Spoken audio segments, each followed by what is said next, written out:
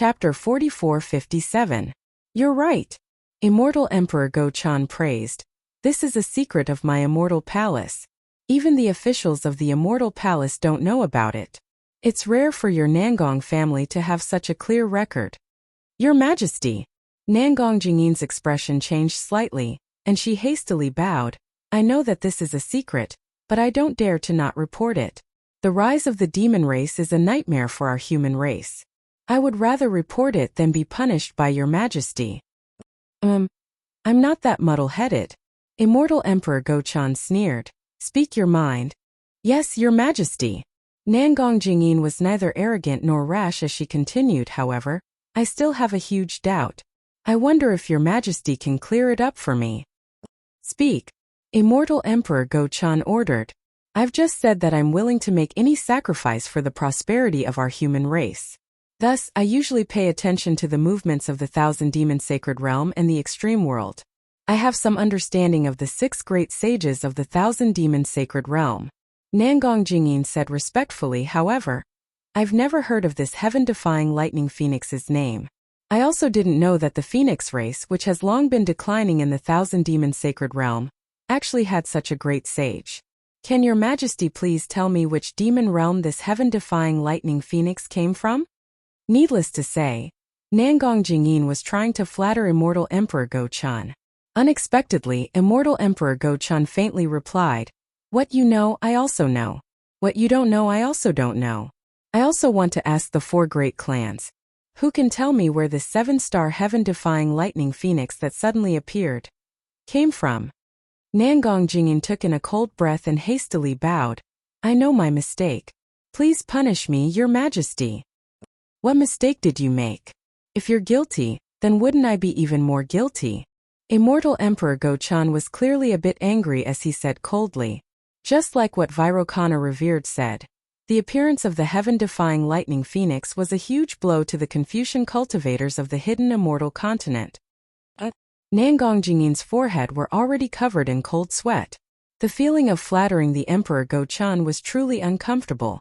Young Master Nangong. Tai Bai Jinxing, who was beside him, said, When we entered the hall, this old man heard you say that you had come to the Hall of Fragrance to meet the East Sea Empress. It's getting late now. Aren't you going to greet her? Nangong Jingyin let out a sigh of relief and hurriedly said, Your Majesty, this lowly subject doesn't know much about the court and was only speaking off the cuff. Please forgive this lowly subject's crime on account that this lowly subject is wholeheartedly thinking for the human race.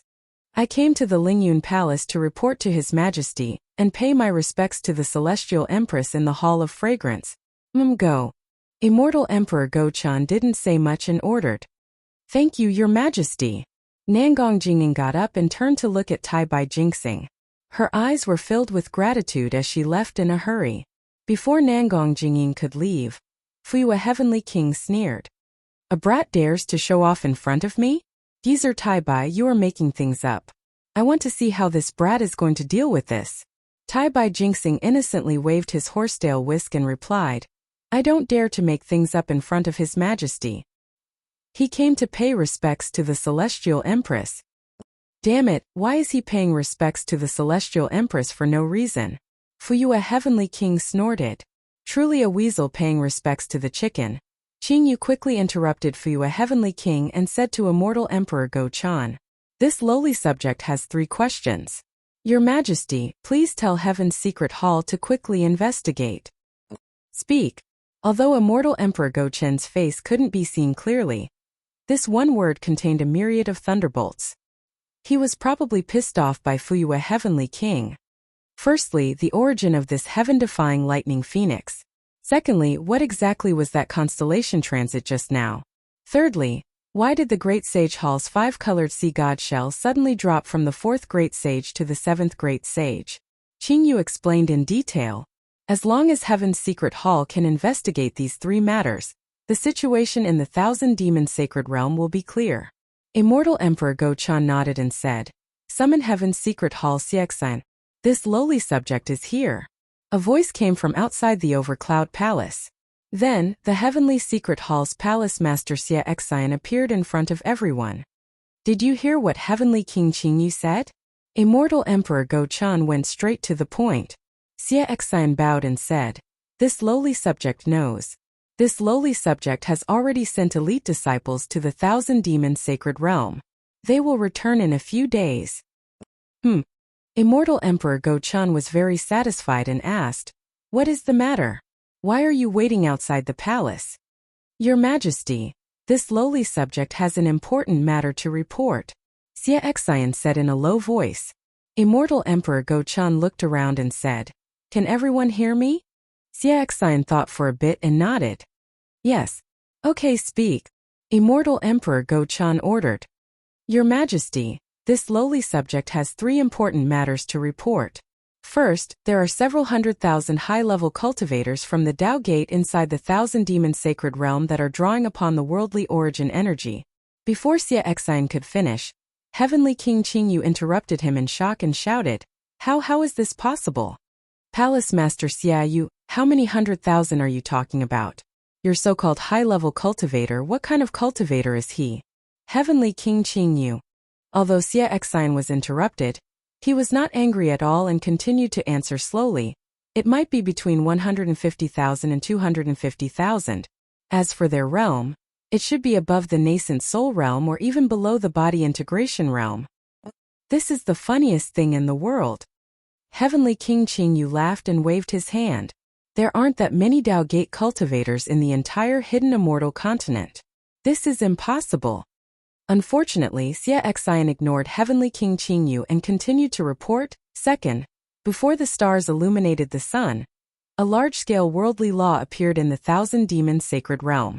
This law far surpasses the inscription chains of my immortal palace." "It can't be?" Tai Bai Jinxing was even more shocked than Heavenly King Qingyu. "Far surpasses the inscription chains of my immortal palace. Then it surpasses the worldly law of the 3 continents? How is this possible?" Third, at the Thousand Demons Sacred Realm's Chitty River, there was an abnormal spatial ripple. The Xingyue Palace that Xingyue is looking for should have appeared there. Xie Exine still ignored Tai Bai Jinxing and finished the last matter. After Xie Exine finished speaking, the entire Lingyun Palace was silent. Tai Bai Jinxing and Heavenly King Qingyu looked at each other. They knew that Xie Exine of the Heaven's Secret Palace was a man of his word. He replaced Immortal Emperor Go-chan to control the 3 continents. He definitely wouldn't exaggerate things like Nangong Jingyin. What he said was definitely the truth. After a while, Immortal Emperor Go-chan said, "Xie Exine." Hearing Immortal Emperor Go-chan directly call his name, Xie Exine's expression turned serious. He bowed and said, "I'm here. From today onwards, you will temporarily be in charge of the Hall of Enlightenment. Increase the intensity of monitoring the Thousand Demons Sacred Realm and the Pure Land World. You must investigate the Great Sage Palace's heaven-defying Lightning Phoenix and Thunder Temple's Namo Maitreya Buddha's foundation." Immortal Emperor Go-chan ordered, "If there is any movement, immediately report to me." "Yes, I understand." Xie Exine nodded. "I'll take my leave. Go." Immortal Emperor Go-chan ordered. Just as Xie Exine turned around, Immortal Emperor Go-chan seemed to have thought of something and suddenly asked, "Oh right, where is the sutra seeking extreme bliss?" Xie Exine was stunned. He could only stop and report, "Your Majesty, according to what I know, Chunzong and his group have already reached the northern part of the Pure Land World. They're about to cross the Eastern Sea." "Oh, that's pretty fast." Immortal Emperor Go-chan nodded. "Of course it's pretty fast." Xie Exine smiled and said, "Chunzong took in a demon around the 8th level essence force. How many Taoist cultivators in this world are his match? What's the origin of this chastity ring? You still haven't found it?" Immortal Emperor Go-chan asked unhappily. Xie Exine hesitated for a bit and whispered, "This matter belongs to the Hall of Enlightenment." Xie Exine stopped here and lowered his head. "I understand. I'll send more people to let your Majesty know. Who else wants to interfere with the sutra-seeking extreme bliss? Why don't we just look for Zhenhan and ask her?" Tai Bai Jinxing frowned and asked in a low voice. "That's right." Immortal Emperor Go-chan nodded. "Send someone secretly to ask." "Yes." Xie Exine left after saying that. Immortal Emperor Go-chan looked at Tai Bai Jinxing and said, "Minister, Since the sutra seeking extreme bliss is at burial immortal continent, the responsibility is on us Confucian cultivators. If you have time, go take a look and make sure nothing goes wrong. Yes, I understand. Tai Bai Jingxing nodded without hesitation. I'll go to the Eastern Sea to deal with the heavenly protector of the Buddhist sect. Immortal Emperor Go Chan nodded and looked at Heavenly King Qingyu. Heavenly King Qingyu, the 7 great saints of the demon race have sworn brotherhood. Regardless of whether it's just a formality, it's undeniable that the unity of the great saints of the 1,000 demons sacred realm is unprecedented. If nothing goes wrong, the demon race will stabilize and they'll think of making a move. Our 1,000 demons sacred realm will be the first to be affected. Regardless of whether the hundreds of thousands of Taoist cultivators are primordial chaos ancestors' subordinates, our immortal palace must be prepared for war. Yes, I understand. Heavenly King Qingyu cupped his fists and said, I'll prepare the troops after the court session ends. Your Majesty. Tai Bai Jingxing hesitated for a moment as if he was thinking. Then Tai Bai Jingxing said, since perfected cultivator Qing Yuan was mysteriously killed, the position of general of the Sun Palace has been vacant. Our immortal palace needs a general who can fight in battles. What do you have in mind, Your Majesty? Sigh, perfected cultivator Qing Yuan's disappearance is strange.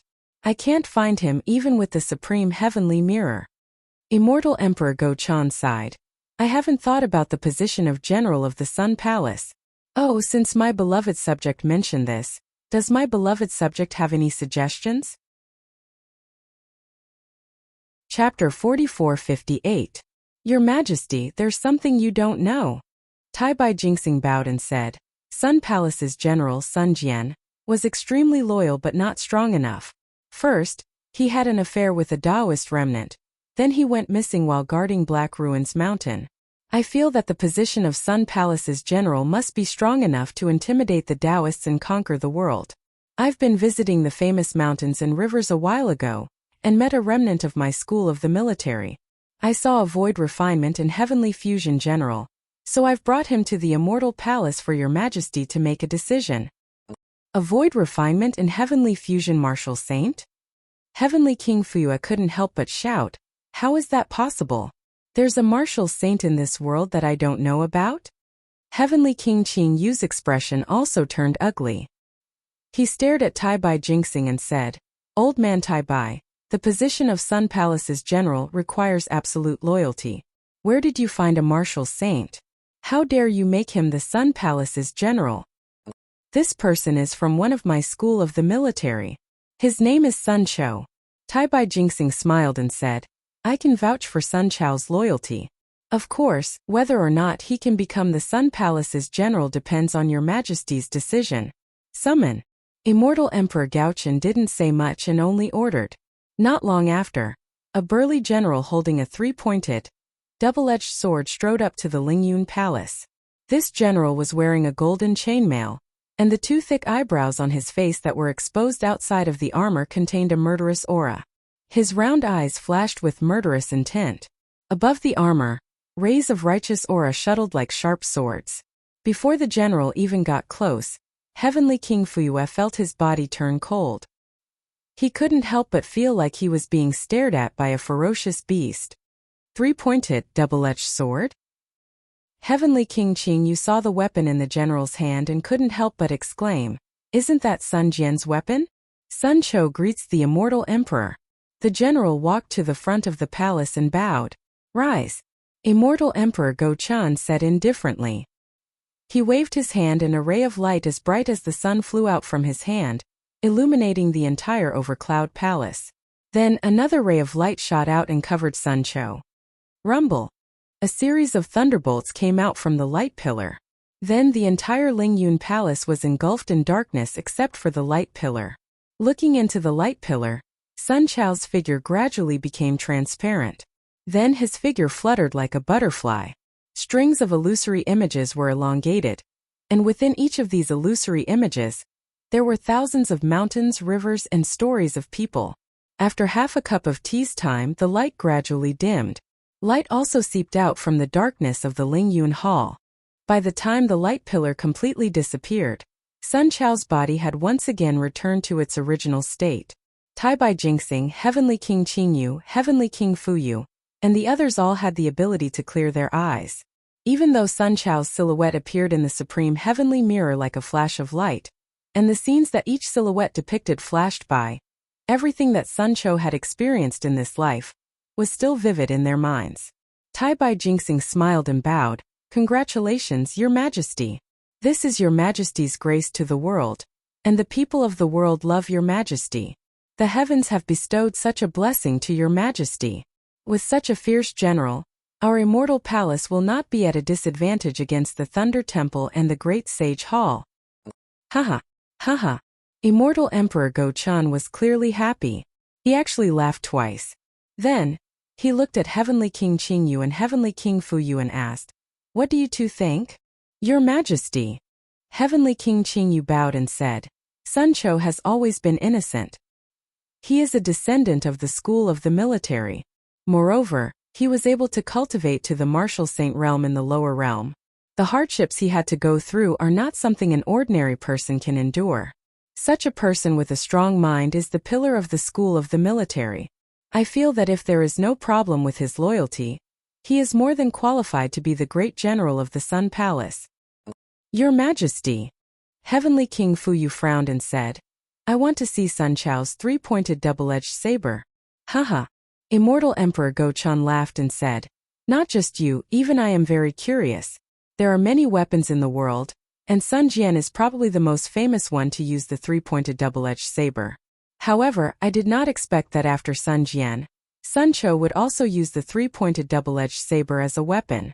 Could it be that this three-pointed double-edged saber was left behind by Sun Jian?" "Your Majesty," Sun Chou said respectfully, "this weapon has been used by me since I was young. It is different from the three-pointed double-edged saber in perfected cultivator Qing Yuan's hands." "Sun Chou, show me your weapon." Heavenly King Fuyu raised his hand and said, "Sorry." Unexpectedly, Sun Chou refused. "This is the weapon of this commoner. I can't let others control it as they wish." "Damn it!" Heavenly King Fuyu shouted. "I am the Heavenly King of the Immortal Palace. Even if you are the great general of the Sun Palace, you are still my subordinate. My words are military orders. How dare you not listen?" "So what if I don't listen?" Sun Chou sneered and said, "A real man stands on his own in the world. There are things that he should do and things that he should not do. If he can't even grasp a few principles, how can he be loyal? Then go to hell." Heavenly King Fuyu roared angrily, and his voice shook the Lingyun Palace. The space around Sun Chou cracked inch by inch, and pillars of Aoran Qi shot towards Sun Chou like flying swords. At the same time, Heavenly King Fuyu raised his right hand, and a curved saber that looked like a silver moon strangely appeared from his waist. Everyone felt their vision blur, and the moonlight on the curved saber flashed past space and landed behind Sun Chao's neck. The cold moonlight was hidden in the lightning. In an instant, Sun Chao's eyes narrowed into needles. He muttered, "Heavenly King of the Immortal Palace is nothing more than this." Although his voice was low, it contained grief and anger. The moment the words came out, they also condensed into 8 balls of Aoran Qi. Boom boom boom. They all burst in front of Sun Chao's eyes. The balls of Aoran Qi first shattered the space around Sun Chou, and the thin cracks in space were like spider webs that affected the space that Heavenly King Fuyu shattered. When the two shattered spaces collided, the space around Sun Chou collapsed. However, because Sun Chou had already broken the space close to his body in advance, the space about a foot to the left of him was stable. Even Heavenly King Fuyu's curved saber that was like the autumn moon trembled slightly in the collapse of space, like ripples in water. Just as the ripples appeared, clang, the three-pointed, double-edged saber in Sun Chou's hand moved, piercing into the gap between the ripples. As the metal clanged, the autumn moon was like the moon in the water that was shattered. The three-pointed, double-edged saber was like a flood dragon that came out of the water, piercing into the void and stabbing towards Heavenly King Fuyu's heart. Seeing the silver light in the void, the breastplate at his heart made pong pong pong sounds, and the hundreds of inscriptions on it were already shattered. How could Heavenly King Fuyu not know that the wind from the three-pointed, double-edged saber had already struck? A solemn expression appeared on his face as he quickly retreated. A golden hammer the size of a fist appeared in his left hand. Whoosh! The sound of wind whistling could be heard. Pooh! Two inexplicable sounds could be heard. In front of Heavenly King Fuyue, the light of the three-pointed, double-edged blade flashed and disappeared. Heavenly King Fuyue's body also stiffened. He lowered his head to look at the pendant on his waist. There were already cracks on it. When Heavenly King Fuyue raised his head, Sun Cho was already standing there with the three-pointed, double-edged saber in his hand. His face was neither arrogant nor humble, as calm as a virgin. General's son. Heavenly King Fuyue smiled bitterly. I only wanted to see if your three-pointed, double-edged saber was the same as Sun Jian's. You don't have to put me on the spot like this, do you? My apologies. Sun Cho said indifferently. This is my first time in the Immortal Palace, so I do not know the etiquette. Please forgive me, Heavenly King. Forget it. Forget it. Heavenly King Fuyue waved his hand and said self-deprecatingly, a great person does not hold a grudge against a lowly person. If you say so, what else can I say? My dear subject. Immortal Emperor Gaochen smiled and asked, compared to the previous Sun Jian, who is stronger? Is this three-pointed, double-edged saber the same as Sun Jian's? Your Majesty. Heavenly King Fuyue smiled bitterly. Do I even need to say this? The previous Sun Jian's strength compared to the current Sun Cho is not even worthy of carrying his shoes. That three-pointed, double-edged saber compared to this one is a fire rod. What nonsense are you talking about? Heavenly King Qingyu scolded. Sun Jian's three-pointed, double-edged saber was forged by a great artificer of the Immortal Palace. How can it be a fire rod? I am just making an analogy. Heavenly King Fuyue was not angry and smiled. With this three-pointed double-edged saber, Sun Cho is like a tiger that has grown wings. His strength has increased by 30%. No wonder this guy is unwilling to show his weapon to others. Heavenly King Qingyu smiled and said, Your Majesty, this Sun Cho is much stronger than the previous true monarch Qingyuan. Moreover, his character is somewhat similar to true monarch Qingyuan. If there is no problem in terms of loyalty, I feel that there is no problem with him becoming the Sun Palace's great general. Yes, I think so too. Immortal Emperor Gaochen nodded and said, however, I am still a bit worried. Sun Cho is strong, but the Sun Palace's great general needs to lead troops. I am afraid that Sun Cho does not have any experience in this area. If that is the case, then there is even less need for your Majesty to worry. Heavenly King Qingyu replied. With the situation in the Thousand Beasts Sacred Realm, who knows when they will start a war with our hidden immortal continent? The Sun Palace's great general will have plenty of opportunities to lead troops. There is no need to wait until then. Heavenly King Fuyue said with a smile. I remember that the Hall of Enlightenment sent a report saying that there are Taoism remnants running rampant in the Soaring Dragon Mountain range in the lower realm. The Lunar Temple has already dispatched troops to deal with them. If the Sun Palace's great general is willing, you can go there. What? The Lunar Temple dispatched troops to deal with the Soaring Dragon Mountain range? Immortal Emperor Gaochen was stunned. When did this happen? Your Majesty. Tai Bai Jinxing said. It happened the day before yesterday. Why didn't I know? Why didn't they send a report? Immortal Emperor Gaochen asked. Chapter 4459. Tai Bai Jinxing was taken aback by Immortal Emperor Gaochen's rebuke. He smiled wryly and said, Your Majesty, you have 1,000 things to attend to every day and control the foundation of our human race for millions of years. There are too many things that require your Majesty's attention, so there is no need to report such a trivial matter. After receiving the report from the Hall of Enlightenment, the Lunar Temple has already sent out their troops. After they sent out their troops, this lowly official has already approved the reports that they sent out. Haha. Immortal Emperor Gochan chuckled and said, I'm also confused by the Thousand Demons Sacred Realm. Tai Bai Jinxing. Yes, Your Majesty. Tai Bai Jinxing said anxiously. Write a decree for Sun Cho to temporarily assume the position of Sun Palace's great general. Announce it to the world when he has military merits. Immortal Emperor Gochan ordered. I understand. Tai Bai Jinxing bowed and said. Sun Cho hurriedly bowed and said, Thank you, Your Majesty. Okay, General Sun, wait at the side. I still have some things to ask you about the military family's descendants after the discussion, Immortal Emperor Go-chan ordered. I understand. Sun Cho stood up and stood beside everyone. Then, Immortal Emperor Go-chan discussed the Immortal Palace and the hidden Immortal Continent with Tai Bai Jinxing and the others. However, Sun Cho was obviously absent-minded, as if he had something important on his mind. After the discussion, everyone dispersed. Immortal Emperor Go-chan looked at Sun Cho, who was frowning, and raised his hand. Boom! The entire heavenly palace surged and changed again. A study-like palace appeared. At this moment, Immortal Emperor Go-chan's huge body had returned to normal. The golden brilliance faded away, revealing his original appearance. Oh, Sun Jian. Immortal Emperor Go-chan stood up from his golden chair and walked to Sun Cho. He said curiously, "You look like you have something on your mind?" Sun Cho was obviously Sun Jian, who had disguised himself. Sun Jian, who was proficient in the 9 transformations, could easily disguise himself as Sun Cho. Under Immortal Emperor Go-chen's disguise, how could the illusion realm in the Supreme Heavenly Mirror be real? "Sigh, Your Majesty." Sun Jian sighed and said, "When I returned to the Immortal Palace, the first thing I told Your Majesty was that you don't have to worry about the Taoism cultivators for now, especially that place called the Soaring Dragon Mountain Range. No matter what happens, Your Majesty must wait and see. After all, Xiaohua of the Tao sect." At this point, Sun Jian hesitated. "This Xiaohua?"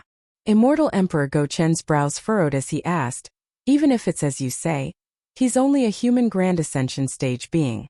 Even if he founded the Fortune Gate, how can it compare to the Immortal Palace?" "Your Majesty," Sun Tian said with a wry smile, "I've said what I can say. Your Majesty, please don't embarrass me for what I can't say. I'm loyal to Your Majesty and the Immortal Palace. Similarly, I have to make some compromises for some things without affecting Your Majesty's safety." "Yes, I understand." Immortal Emperor Go-chan nodded. A loyal person with his own principles is a true loyal person. However, the matter of the Soaring Dragon Mountain Range, I truly didn't know about it. It was my slip of the tongue. And I also made you break your promise. Sigh. Sun Jian sighed.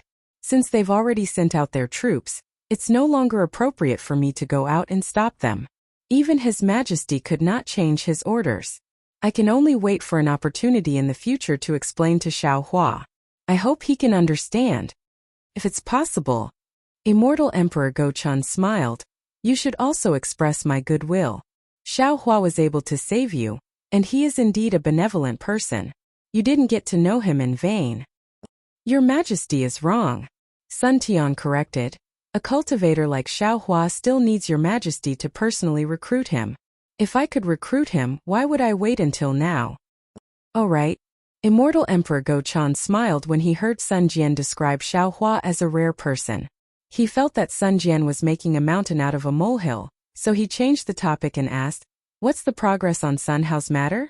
Sun Jian and Immortal Emperor Go-chen's thoughts were completely opposite. He felt that Immortal Emperor Go-chan was too dismissive. However, he couldn't say anything more to Immortal Emperor Go-chan, so he could only reply, "Your Majesty, there are some clues. However, these clues don't seem to be much. It seems like there are traces of the gray serpent worm thread. However, when I really investigated it, there were actually too many clues. I simply couldn't find the source. There are only a few literary stars in the Immortal Palace." Immortal Emperor Go-chen's face became gloomy. "Why can't you find it?" "Your Majesty." Sun Jian smiled bitterly. "However, all the literary stars are my seniors. Moreover, I can't expose my whereabouts, so naturally it's not easy to find. Also, who knows if the one who occupied Sun Hao's body was a literary star in the Immortal Palace or a literary star in the hidden Immortal Continent. Maybe it's a ploy by some aristocratic family to divert the disaster. Humph, there are only a few people who can covet my position." Immortal Emperor Go-chan snorted and said, "Actually, even if you don't say it, I can guess who it is. Unfortunately, that Sun Hao is too cunning. I only borrowed the power of the 3 provinces of thunder. The moment I saw him, he immediately realized it and didn't allow me to attack. He immediately self-destructed. He didn't give me a chance at all." "Your Majesty," Sun Jian reminded, You must be careful. Sun Hao knows your majesty's methods very well. His self-destruction was completely aimed at your majesty's magic power. Even with the power of the supreme heavenly mirror, and your majesty's method of controlling the hidden immortal continent, you still couldn't find his secret. It shows how well your majesty's enemy knows your majesty. Alas, you're absolutely right. Immortal Emperor Go-chan sighed and said, the people who know themselves the best are not those who love themselves, but those who hate themselves. This principle is unbreakable throughout the ages. It's a pity that I don't have much time left. Sun Jian said regretfully, perhaps it won't be long before that person discovers my secret. At that time, I won't be able to investigate it anymore. Immortal Emperor Go-chan was stunned and asked curiously, Sun Jian, what do you mean? Didn't I let you temporarily take over the position of the Sun Palace's great general to give you some leeway to create a false impression for that person? Sun Jian smiled and looked at Immortal Emperor Go-chan, saying, Your Majesty, do you think that with the Maitreya Buddha, the Thunder Temple's strength will surpass my immortal palace? With the addition of a 7 stars great saint, the Great Sage Temple's strength will surpass my immortal palace? If it was someone else, Immortal Emperor Go-chan wouldn't reveal his true feelings. However, facing Sun Jian, he showed a bitter expression and replied, Yes, if the demon race and the Buddha sect had one more pure 9th level essence force expert, I wouldn't be so distressed. However, the Maitreya Buddha of the Thunder Temple is one of the 3 great Buddha lords. The heaven-defying Thunder Phoenix of the Great Sage Temple is a 7 stars great saint. Their influence is incomparable to that of an ordinary 9th level essence force. At this point, Immortal Emperor Go-chan thought of something and smiled. Of course, I didn't expect that not only would you return safely, but you would also miraculously cultivate to the Wisdom Saint realm. Although you didn't want to reveal the secret to me, I am very happy that I have you, perfected Lord Qing Yuan, who is comparable to the Thunder Temple's Maitreya Buddha of the Thunder Temple. Your Majesty's words are somewhat insincere. Sun Jian's strength had improved by leaps and bounds, so he didn't hesitate to speak frankly in front of Immortal Emperor Go-chan. Hence he spoke with a smile. Immortal Emperor Go-chan smiled and was about to say something else when Sun Jian continued, however, I still have to congratulate your Majesty. Oh? Where did the congratulations come from? Immortal Emperor Go-chan was stunned. Suddenly, a golden light rose around him and the golden throne below him let out a loud rumble. The entire Lingyun Palace rapidly collapsed. Immortal Emperor Go-chan seemed to have understood something. However, Sun Jian didn't continue speaking and only looked at Immortal Emperor Go-chan with a smile on his face. Sun Jian, you're saying that? I know the human Confucian cultivators also have such a person. Immortal Emperor Go-chan seemed to have an epiphany and cried out involuntarily. Yes. How could I be confused? If you want to cultivate to the Wisdom Saint realm, you must have someone to guide you. Moreover, your 3-pointed double-edged saber has been refined to such an extent. You must have an expert behind you. At this point, Immortal Emperor Go-chan asked tentatively, Who is your master? Can he come to the Immortal Palace? Your Majesty. Sun Jian smiled and said, I don't know if this expert will come or not. However, I know that your Majesty must invite him. He is more important to the Immortal Palace than the Maitreya Buddha of the world to the Thunder Temple. Yes, of course I must invite him. Immortal Emperor Go-chan frowned again because he knew very well what the Maitreya Buddha of the world meant to the Thunder Temple.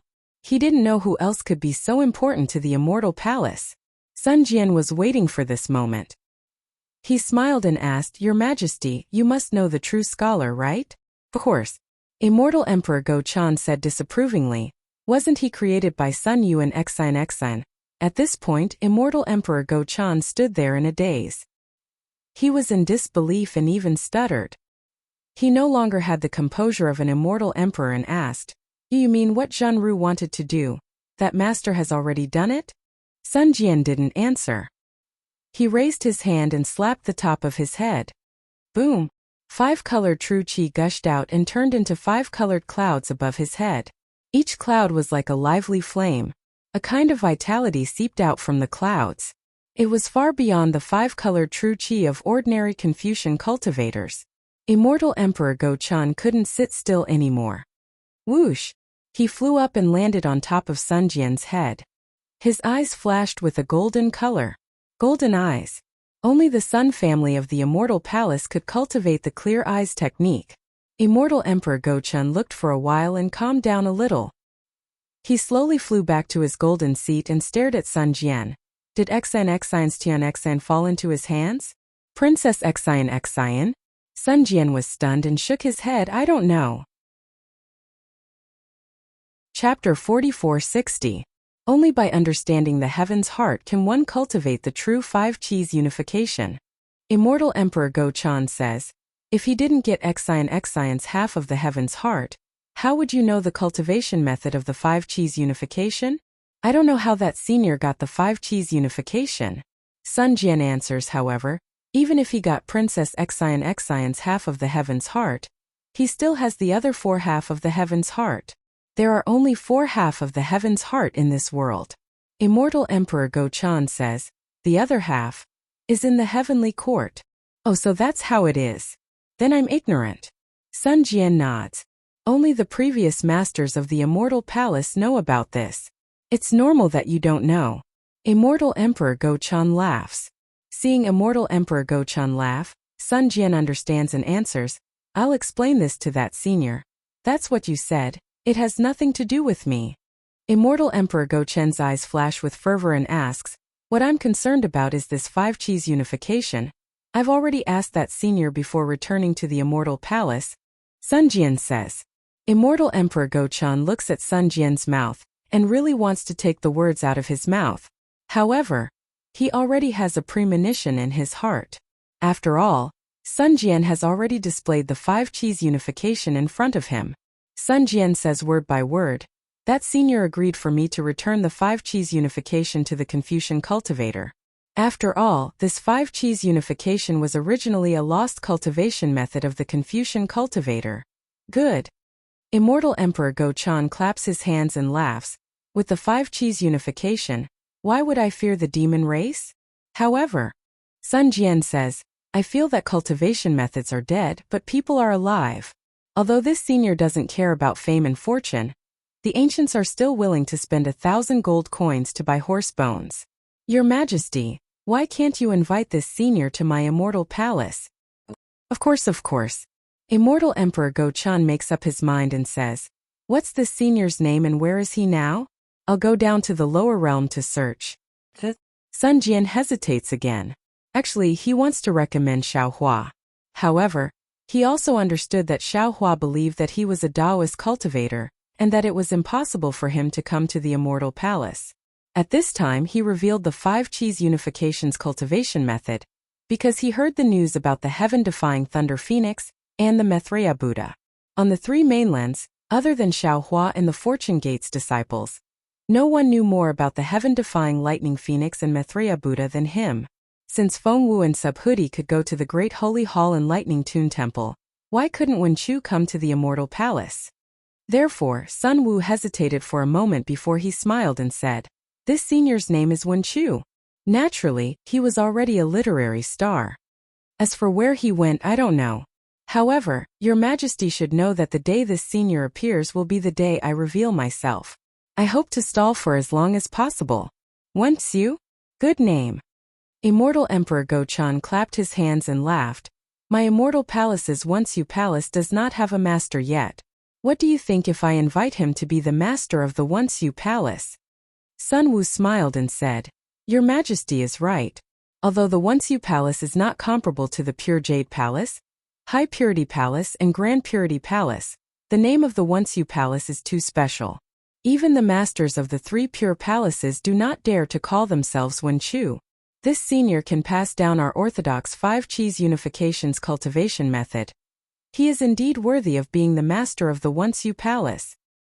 Not only that, Immortal Emperor Gochun said excitedly, since Wen Chu can disclose the five qis unification's cultivation method to the Immortal Palace, he is qualified to be the master of our Confucian cultivators.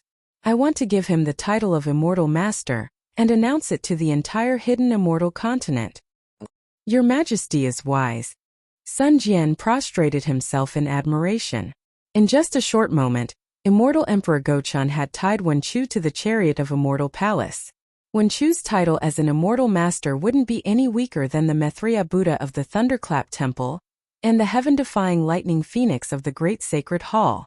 The entire hidden immortal continent would be shaken. Motherfucker. At this time, Sun Jian was shocked again. Daoist Shao is now the Dragon Master of the Dragon Clan. Wen Chu is now the immortal master of our Confucian cultivators. Bodhi has become the Buddha Maitreya Buddha. And Feng Wu has become the first great saint of the demon clan. This Fortune Gate is now the place where all things flow into one place. The Fortune Gate and the Fortune Dao Palace are truly places of fortune. With the title of Immortal Master, the Five Qis Unification's cultivation method, and the help of the Scholar Palace's master, Immortal Emperor Gochun raised his head and looked into the distance. He said meaningfully, not to mention the 4 great clans, even the 100 schools of thought, will have to listen to the orders of my school of the military. Sun Jian, you are truly my lucky general. Sweat. Seeing Immortal Emperor Gochun's plan, Sun Jian's face was covered in sweat. Although he was a famous commander and was unparalleled in judging the situation on the battlefield, when it came to power struggles, how could he see as far as Immortal Emperor Gochun? He only wanted to gain some benefits for Xiaohua, but he didn't expect Immortal Emperor Gochun to want even more. As the saying goes, there is no such thing as a free lunch in the sky. Whether it was Immortal Master or the Scholar Palace's master, they were not for nothing. At this moment, Sun Jian was almost regretting his decision. He was afraid that Xiaohua and Wen Chu wouldn't agree. However, before he could say anything, Immortal Emperor Gochun suddenly stopped and slapped the golden throne. A palm-sized golden leaf flew out. Immortal Emperor Gochun looked at it and said angrily, "Your hair is long but your knowledge is short. How can you do this at a time like this?" With that, Immortal Emperor Gochun crushed the golden leaf and said, "Sun Jian, I will tell Tai Bai Jinxing to write a decree. Do you want to announce it to the world first? Or do you want to wait until you find that senior?" "I feel that it is better to inform that senior first," Sun Jian hastily replied. Unfortunately, Sun Jian still underestimated Immortal Emperor Gochun's arbitrariness. He simply asked Sun Jian and didn't expect Sun Jian to answer. Even if Sun Jian answered, it would be in vain. Immortal Emperor Gochun shook his head and said, "I feel that it is better to announce it to the world first. What do you think?" "Why?" Sun Jian knew it was inappropriate, but he still asked. "First, our Confucian cultivators are at a disadvantage right now. The demon race and the Buddhist sect both have leaders. If we don't have an immortal master, our morale will be low and we will be at a disadvantage. Second, the sutra-seeking extreme bliss is a compromise between the Immortal Palace and the Buddhist sect. The 4 great clans are already pressuring me. If the 4 great clans take this opportunity to show off, I will be unable to make ends meet. It is better to use this to attract the attention of the 4 great clans. Third, if you ask and Wen Chu doesn't come, won't I be happy for nothing? But what if your majesty issues the decree and Wen Chu still doesn't come?" Sun Jian was worried. "What is done cannot be undone." Immortal Emperor Gochun smiled and said, "The 5 energies origin method, can't you teach it? I only need this gimmick. Whether Wen Chu enters the literary palace or not, it doesn't matter." Immortal Emperor Gochun's golden chair shook again and another golden leaf flew out. Immortal Emperor Gochun reached out and caught it. He casually looked at it and crushed it. Then he looked at Sun Jian and said, "Just now the Divination Hall sent a message. In their surveillance, not only did they discover the stars in the 1,000 Demons sacred realm, but they also found a huge amount of heaven and earth origin energy flowing in the 1,000 Demons sacred realm. The Divination Hall deduced that there are hundreds of thousands of high-level cultivators channeling their magic power there.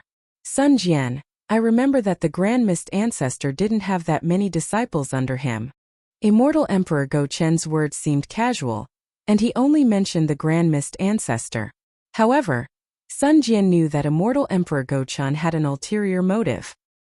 He was probing Xiaohua's strength. Sun Jian was a bit conflicted. He had already told Immortal Emperor Gochun about Xiaohua's goodwill. However, it was obvious that Immortal Emperor Gochun didn't care too much about Xiaohua's goodwill. After all, on the hidden immortal continent the Tao Gate was weak. Even someone as strong as the Grand Mist Ancestor wasn't in immortal Emperor Go Qin's eyes. Although Xiao Hua's rise was like the rising sun, immortal Emperor Go Qin didn't take him seriously. Sun Jian was also prepared to slowly reveal Xiao Hua's power and fulfill his promise with Xiao Hua. However, Xiao Hua suddenly caused such a big commotion in the Thousand Demons sacred realm. Although Sun Jian didn't know what Xiao Hua did, how could the appearance of hundreds of thousands of high-level Dao Gate disciples be a small matter? Although the Sky Secret Hall might not know about this matter now, they would know sooner or later. Instead of being passive at that time, it was better to tell immortal Emperor Go Qin now. Thus, Sun Jian thought for a while and said, "Your Majesty, regarding the appearance of hundreds of thousands of high-level Dao Gate disciples in the Thousand Demons sacred realm, it shouldn't be the Grand Mist Ancestor's doing. If I'm not mistaken, I think it has something to do with Xiao Hua." Immortal Emperor Go Qin was obviously stunned. He looked at Sun Jian in disbelief. However, his expression returned to normal in an instant. After pondering for a while, he asked, in other words, while Xiao Hua was cultivating, he was also nurturing many Dao Gate disciples? Sun Jian didn't answer immortal Emperor Go Qin's question. Instead, he cleverly changed the topic. "Your Majesty, I have already told you about Xiao Hua's intentions. According to my understanding, Xiao Hua isn't an ambitious person. To put it bluntly, he is perhaps a village farmer who is content with a small fortune. However, his luck was extremely good and his strength reached his current level. The situation of the 3 continents forced him to come to the front. In fact, he only wanted to cultivate peacefully and didn't want to be distracted by other things. In addition, I have also come into contact with those disciples of his, and I even have a life and death friendship with them. As for the outer disciples, I can't say. Those disciples that he taught himself don't have any special ambitions. Therefore, I think that Your Majesty should be on good terms with Xiao Hua." Unfortunately, before he finished speaking, immortal Emperor Go Qin laughed again. "Not only do I want to be on good terms with Xiao Hua, I also want to use Xiao Hua to restrain the Grand Mist Ancestor." Chapter 4461. After hearing this, Sun Jian's sweat dripped down his back again. He knew Xiao Hua's temper. Xiao Hua was amenable to coaxing but not coercion. He hated being used by others the most. If Xiao Hua knew about immortal Emperor Gao Qin's plan, who knew what kind of loopholes he would make? Sun Jian hurriedly said, "Your Majesty." While they were talking, the Emperor's golden throne violently shook again. Another piece of gold flew out. The Emperor became impatient and picked it up to take a look. A rare trace of awkwardness appeared on his face. He looked at Sun Jian and asked, "Why is your auntie looking for you again? Didn't you go to the Hall of Fragrance earlier?" "Well," Sun Jian was also stunned. He nodded and said, "I just returned to the Immortal Palace and went to see you in the Hall of Fragrance." "Forget it, you should go," the Emperor helplessly said. "I have already scolded her twice. If I refute her again, she will be angry." "Yes, I understand." Sun Jian didn't dare to say anything else and bowed.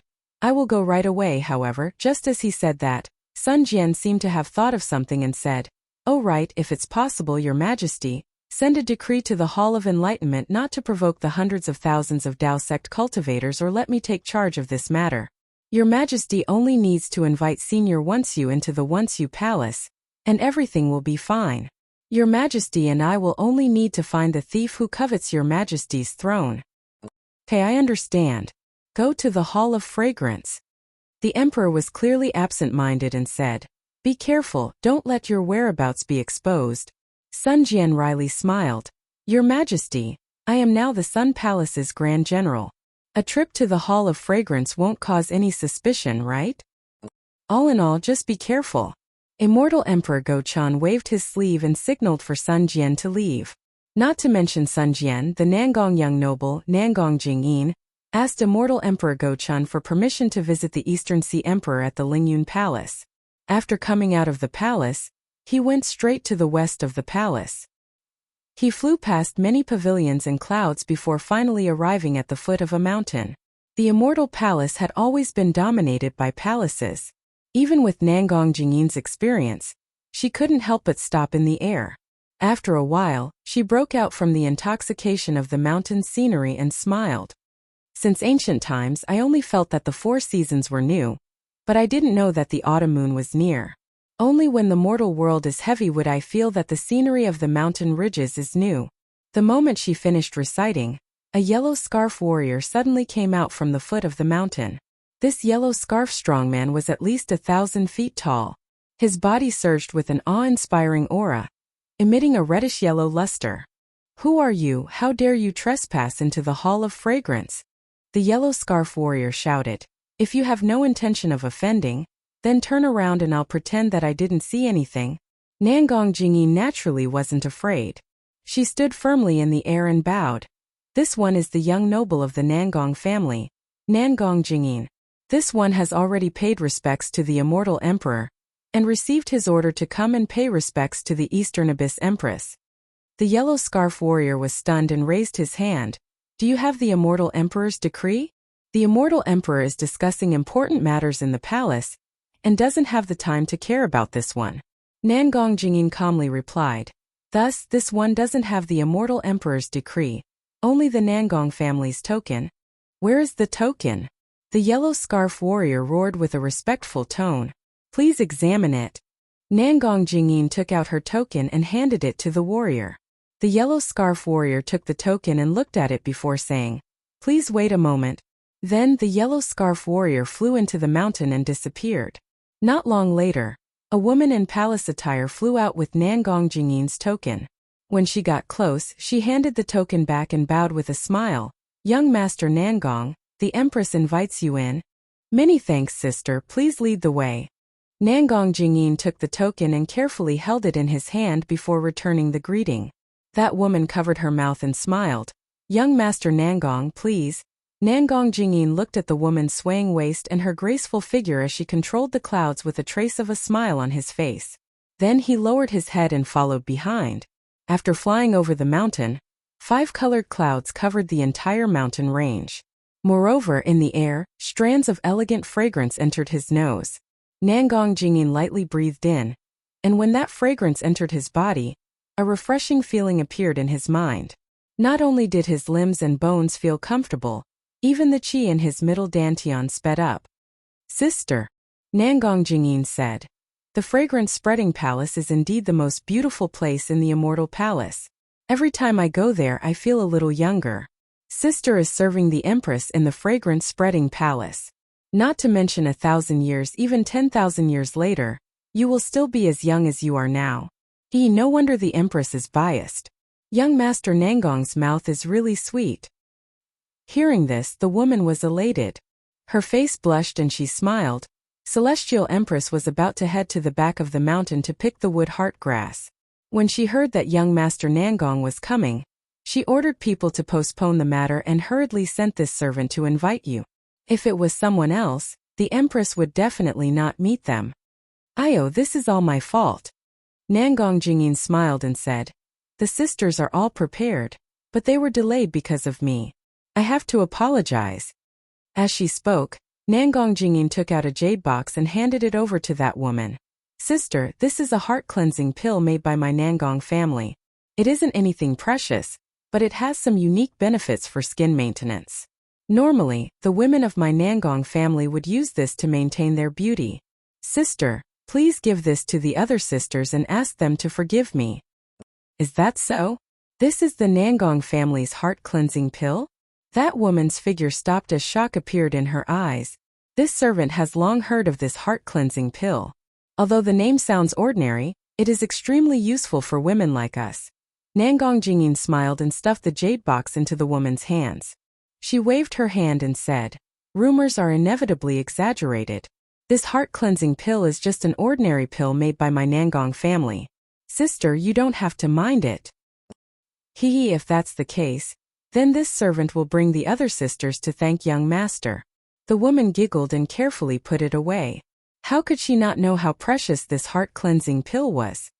"By the way, sister, how is the Empress mood these few days?" Nangong Jingyin asked casually. The woman naturally understood this logic. She didn't try to hide it and said with a smile, "Celestial Empress has been in a good mood these few days, much better than before. Otherwise, she wouldn't think of going to the back mountain. Many thanks, big sister." Nangong Jingyin understood and didn't ask any more questions, only replying with a smile. Afterward, the woman brought Nangong Jingyin and flew forward again. In just a short moment, they entered the 5-colored clouds. Within the clouds, there was a palace on the foot of the mountain. This palace's style was simple and unadorned, and auspicious aura surged into the sky. Immortal birds were leisurely circling around the palace, and immortal beasts were leisurely pacing around the palace. The palace was extremely large and seemed to cover the entire foot of the mountain. However, there were layers of clouds above the palace, and the majority of it couldn't be seen with the naked eye. There was a door in the palace, and there was a group of female generals in front of it. These female generals wore armor and held imperial artifacts. They all looked valiant and formidable. When the female generals saw someone flying over, they immediately went on guard. The 2 female generals in front even used eye-clearing techniques to examine Nangong Jingyin. Nangong Jingyin had a smile on her face as she nodded at the 2 female generals. She didn't stop and followed the woman who led the way to the palace. The 2 didn't land, and the group of female generals had already formed a formation and faintly surrounded the 2 of them. When that woman landed, she smiled at the female general in front and said, "General Rainbow Phoenix, this is the young master of the Nangong family, Nangong Jingyin. She is here to greet the Empress. And go in." General Rainbow Phoenix glanced at Nangong Jingyin and nodded. She waved her hand, and the group of female generals behind her moved aside. However, they still remained vigilant not far away. Behind the female general was the palace door. This door was also grand, and there were 3 flamboyant inscriptions on it. Fragrance-spreading palace. The doors of the Hall of Fragrance were divided into 9 sections, but they were not completely open. Only the door on the far right was half-closed, neither too big nor too small. The woman walked to the door and said respectfully, "Young Master Nangong, please." "Okay." Nangong Jingyin nodded and walked in. The woman hurriedly turned around and walked towards a side door. Nangong Jingyin stepped into the fragrance-spreading palace and was greeted by thousands of flowers. Some were big, some were small, some were blooming, and some were budding. They filled the entire fragrance-spreading palace. Other than the dense fragrance in her nose, there was only a myriad of colors. There wasn't a single path, nor was there a palace. Nangong Jingyin looked around and couldn't help but feel dizzy. The moment Nangong Jingyin closed her eyes, that woman flew out from a flower beside her and said respectfully, "Young Master Nangong, please follow this servant. Sister, please." Nangong Jingyin opened her eyes. Her eyes were clear now. The woman didn't move.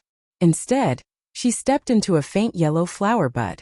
The instant she stepped in, the flower bud suddenly expanded to more than 30 meters in size.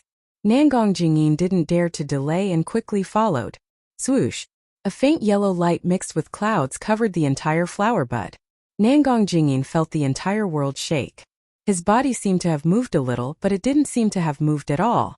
The flower bud returned to its original state. Chapter 4462. Shortly after, the woman brought Nangong Jingyin to 8 similar colored flower buds.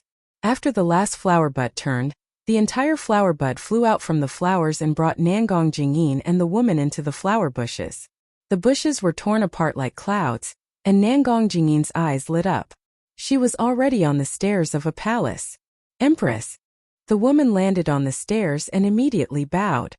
Nangong family's young master Nangong Jingyin requests an audience. Announce. A clear voice sounded from within the palace, and a grassy lawn appeared from the clouds and extended to Nangong Jingyin's feet. Servant Nangong Jing greets Empress. Nangong Jingyin stepped onto the lawn and bowed. As she spoke, the lawn returned to the palace, and the clouds dissipated. Nangong Jingyin's eyes blurred, and she was standing in a palace filled with flowers. There was also a golden chair at the top of this palace, and a woman who was 3,000 meters tall sat on it. She had a dignified appearance and had a kind smile on her face. There were countless auspicious signs on her palace dress. On the left side of the golden throne, countless inscriptions formed the shape of a phoenix. They danced proudly, and wisps of luck that were as thin as strands of cloud surged out of the void as the phoenix flapped its wings. They either entered the woman's palace dress or the golden throne, and faint rumbling sounds could be heard. This woman was none other than the East Sea Empress, The mother of the world. Seeing Nangong Jingyin bow, the East Ocean Empress raised her hand. Servant Nangong, you may rise. Thank you, Empress. Nangong Jingyin still didn't dare to raise her head. She only looked at the auspicious clouds below her. The East Ocean Empress was very satisfied with Nangong Jingyin's respectful attitude and asked, I heard that the calamities on the hidden immortal continent are endless. Not only are the commoners homeless, but many scholarly families are also declining. I wonder how the situation is now? Nangong Jingyin replied, Empress, you care for the world and I truly admire you. 10 days ago, this humble subject received a message from the clan and mentioned the recent disaster. Please be at ease, Celestial Empress. This humble subject does not know about other places, but within the capabilities of my Nangong aristocratic family, not a single person of the secular world has left their home, much less become homeless. Not only did my Nangong family use all of our resources to help the people who were affected by the disaster, we even traveled thousands of miles to purchase good seeds that could resist the disaster. We distributed them to the people of the world for free, so that they could fill their stomachs and cultivate them. If all the clans were like the Nangong clan, then why would the immortal emperor have to work so hard every day? The East Sea Empress sighed.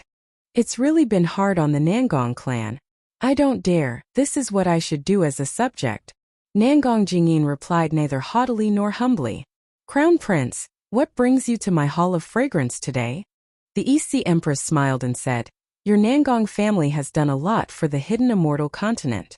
If I can participate in politics, I will definitely ask the immortal emperor to reward your Nangong family.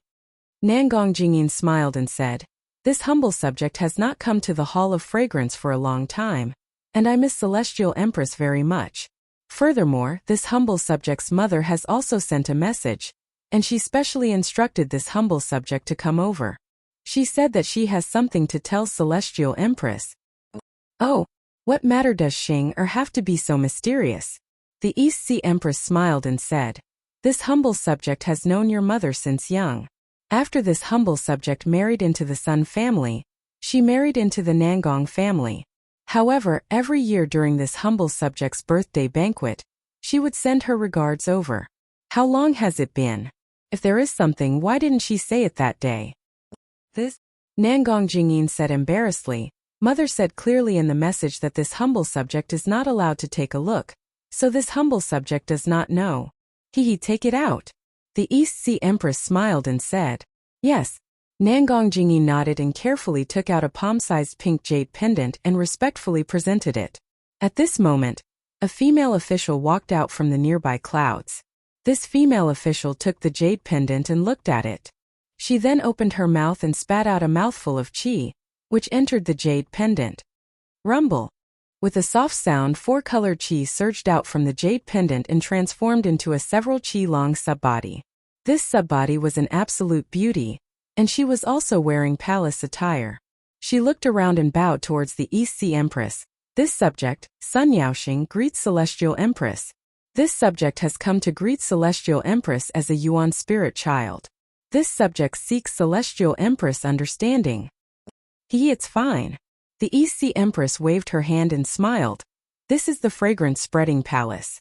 Other than your family's boy, there are no other subjects here. There is no need to be so courteous. Furthermore, this humble subject also knows that if you were to make a trip to the Immortal Palace, you would have to submit a letter of approval first.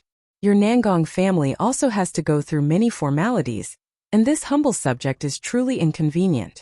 For you to come and see this humble subject as a Yuan spirit child, this humble subject is already very happy. Thank you, Celestial Empress. Nangong Jingyin's mother did not lose her respect because of the Celestial Empress's words. She still carefully replied, How is Celestial Empress recently? Sigh, not really. The East Sea Empress sighed. I believe you also know that this humble subject does not feel good in my heart. That's right. Nangong Jingyin's mother smiled and said, Which mother would be unhappy if this matter happened to her? If Ener was imprisoned in the Heaven Punishment Prison Crystal, this subject will also think of a way to save him. You will think of a way. But this humble subject cannot. The East Sea Empress shook her head and said, This humble subject is the mother of the world and must be a role model. This matter cannot make things difficult for the immortal emperor. Speaking of this, the East Sea Empress was a little bewildered. She looked at the slightly dimmed subbody of Nangong Jingyin's mother and asked, Xinger, do you have any important matters? If this humble subject is able to do it, this humble subject will definitely help. Big sister. Nangong Jingyin's mother revealed a mysterious expression again. She even changed the way she addressed the East Sea Empress. She said softly, this little sister didn't leave much yuan spirit in the jade pendant. I'm afraid I won't be able to hold on for long. Then this little sister will make a long story short. And go ahead. The East Sea Empress nodded. Actually, this little sister didn't come today for my own matters. Nangong Jingyin's mother said, this little sister heard about the 9th princess matter, and knows that you are feeling terrible, so this little sister wants to help you? Oh, what does little sister mean? The East Sea Empress was dazed and was even more confused. Big sister, what do you think of Yin? Nangong Jingyin's mother changed the topic and asked. The East Sea Empress glanced at the respectful Nangong Jingyin and replied, Yin is a good child. Didn't the immortal emperor give him his courtesy name when he was 20 years old? Furthermore, during these years in the immortal palace, he has followed the rules and is the most outstanding among the princes of the 4 great families. Little sister, you are really lucky. Big sister, if our Nangong family and the Sun family are connected by marriage. Nangong Jingyin's mother smiled and said, do you think the immortal emperor will spare the 9th princess? Will he let her out to marry Yin? Oh.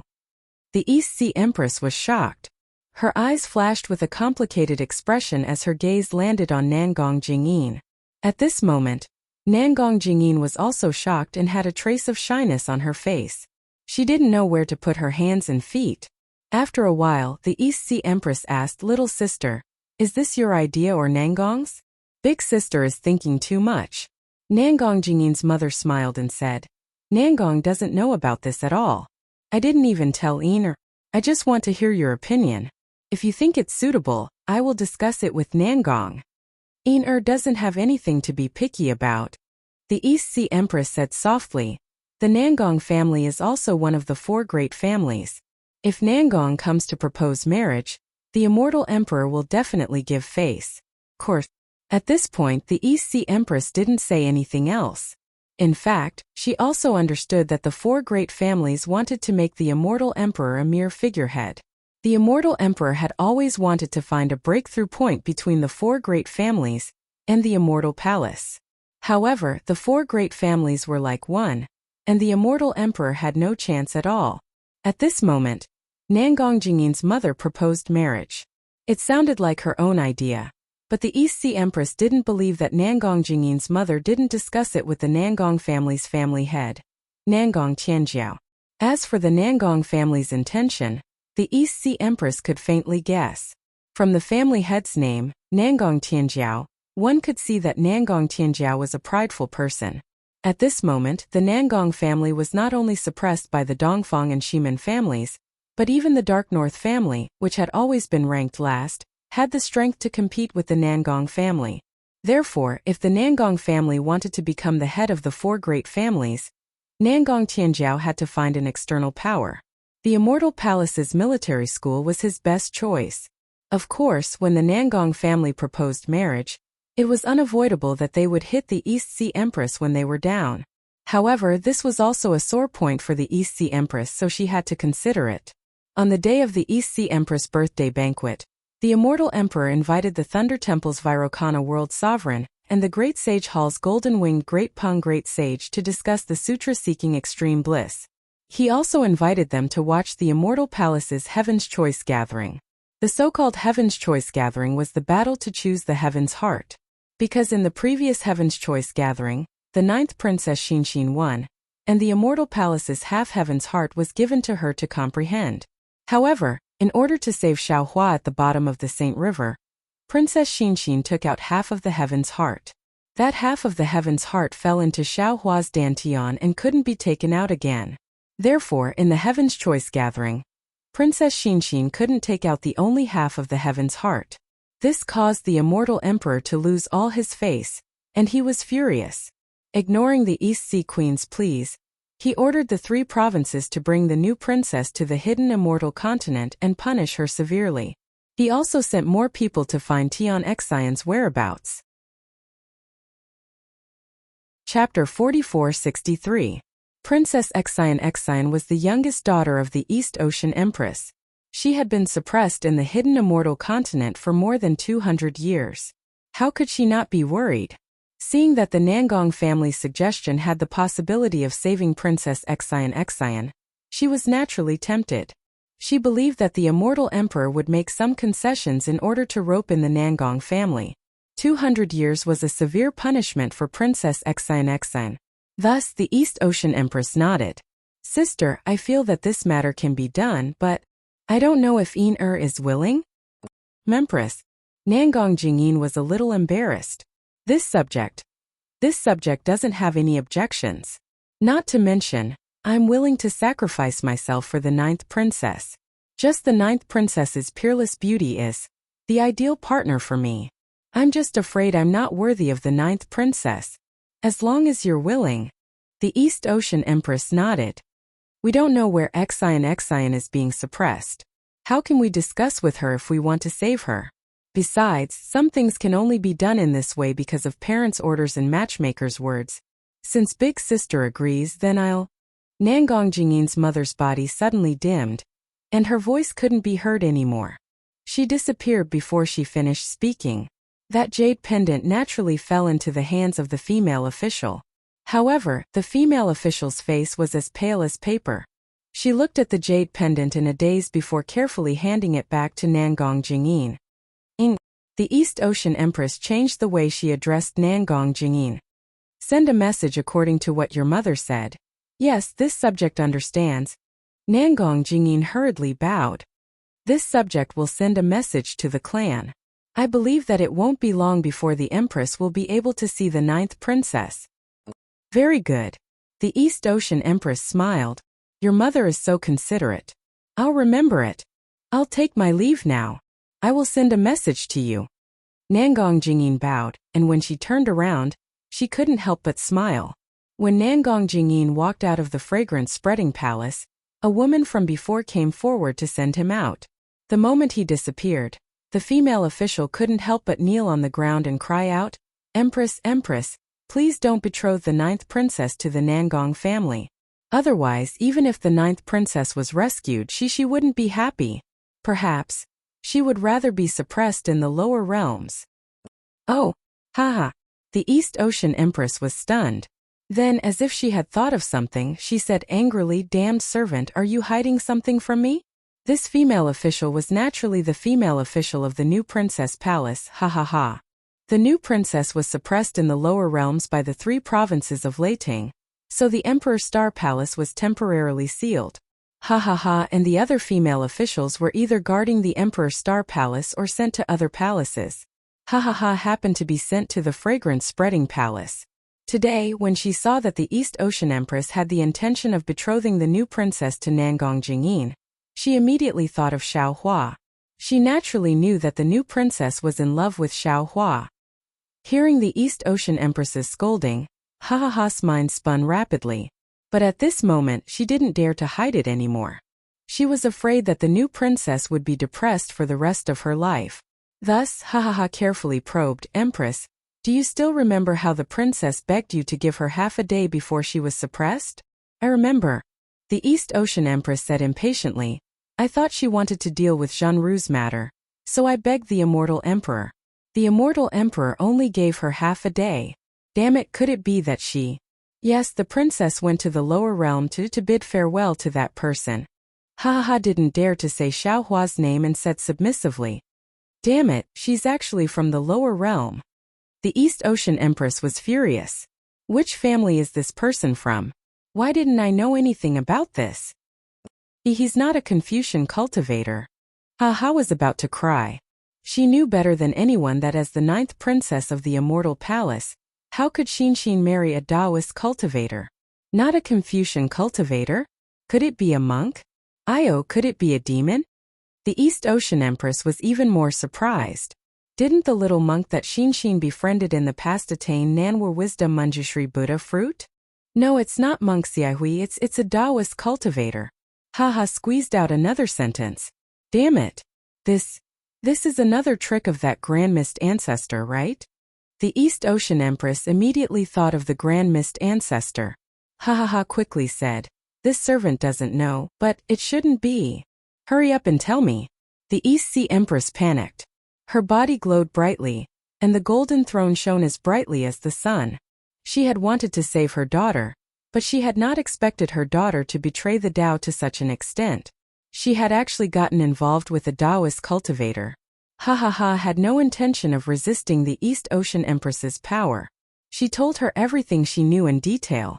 In the end, she didn't forget to say, this servant pleads with the Empress that the princess and that person are connected by heart.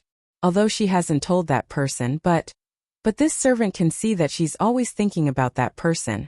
She's often in a daze with a smile in her eyes.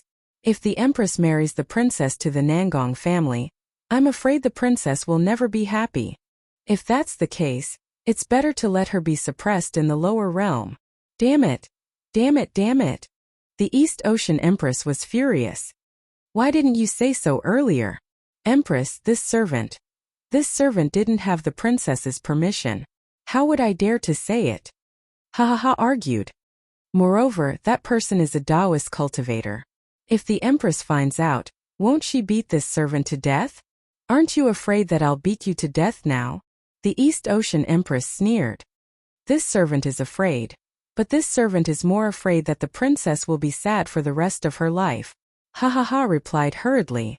Even if this servant is beaten to death by the Empress, I don't want the Empress to hurt the princess's life because of your love for her. Humph, previously you were suppressed because of Gusu Chodi's relationship with a Taoist cultivator. Now you're really a troublemaker. The East Ocean Empress was so angry that she trembled and almost cursed. This servant doesn't dare. Ha ha, felt wronged. This servant doesn't know how the princess met that person. That person? Who is that person?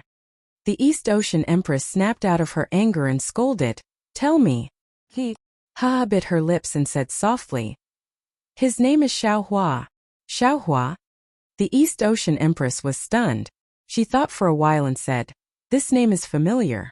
It doesn't seem like. He's a subordinate of the Grand Mist ancestor? The Empress knows Xiao Hua's name? Ha ha was shocked. I think I've heard it somewhere before. The East Ocean Empress thought and asked, where is this Xiao Hua in the hidden immortal continent? What's his cultivation? How does he know? At this point the East Ocean Empress stopped. How could Ha Ha Ha know so much about the new princess? This servant doesn't know where Xiao Hua is in the hidden immortal continent. This servant only knows that he should be at the 5th grade Essence Force 200 years ago. Now, he should be at the 6th grade Essence Force. Ha Ha naturally had to flatter Xiao Hua.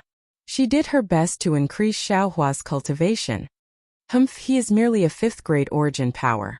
How could he possibly reach 6th grade origin power in 200 years? The East Sea Empress scoffed. However, as she spoke, she suddenly exclaimed in shock, "Oh, I remember now."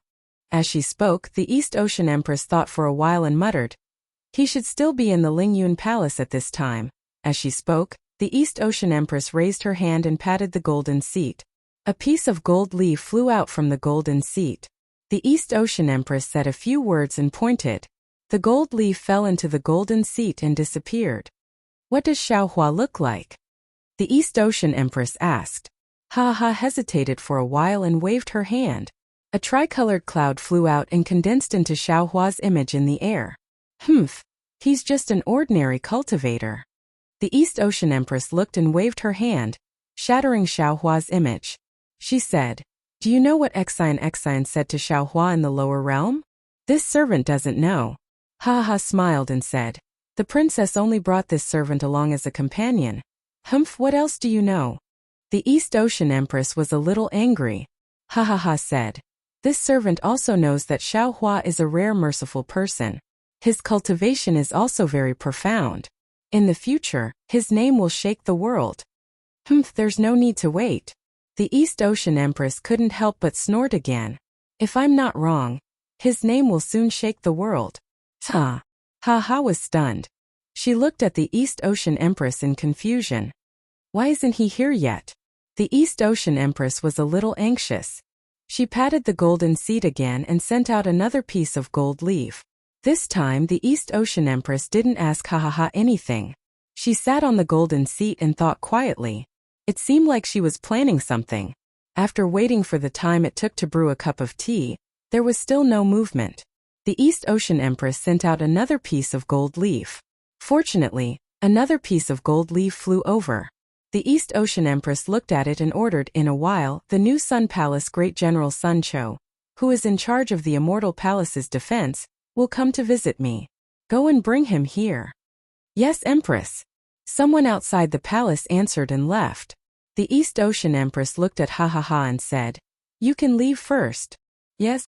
Ha didn't dare to say more and obediently left. Not long after, Sun Jian entered the Hall of Fragrance. He looked at the East Ocean Empress in confusion and bowed. The new Sun Palace Great General Sun Cho greets the East Ocean Empress. My beloved subject, you may rise. The East Ocean Empress pretended to wave her hand, indicating for Sun Jian to rise. She said, My beloved subject, what brings you here? Chapter 44-64. Sun Jian said respectfully, I am the newly appointed Great General of the Sun Palace, responsible for the safety of the Immortal Palace. However, I do not know much about the Immortal Palace, so I am here to ask for your guidance. Oh, the Immortal Emperor has entrusted the heavy responsibility of the Immortal Palace's defense to you. Looks like he has high hopes for you. The East Sea Empress nodded slightly and replied, If we're talking about the defenses of the Immortal Palace, then that should be the greatest secret of the Immortal Palace. At this point, the East Sea Empress raised her hand and patted the golden chair beneath her. Several phoenix cries rang out, and dozens of phoenix-shaped inscriptions flew out, covering the entire Hall of Fragrance. When the clouds surged out, the East Sea Empress figure slowly shrank until she turned into an ordinary woman with a kind face. Although the East Sea Empress had a smile on her face and her eyes were filled with concern and anxiety, the elegance she exuded was still unbearable. And why did you call the boy over? Sun Jian smiled and said, You sent 3 messages in a row, which made Uncle very unhappy. It's up to him whether he's happy or not. The East Sea Empress snorted coldly.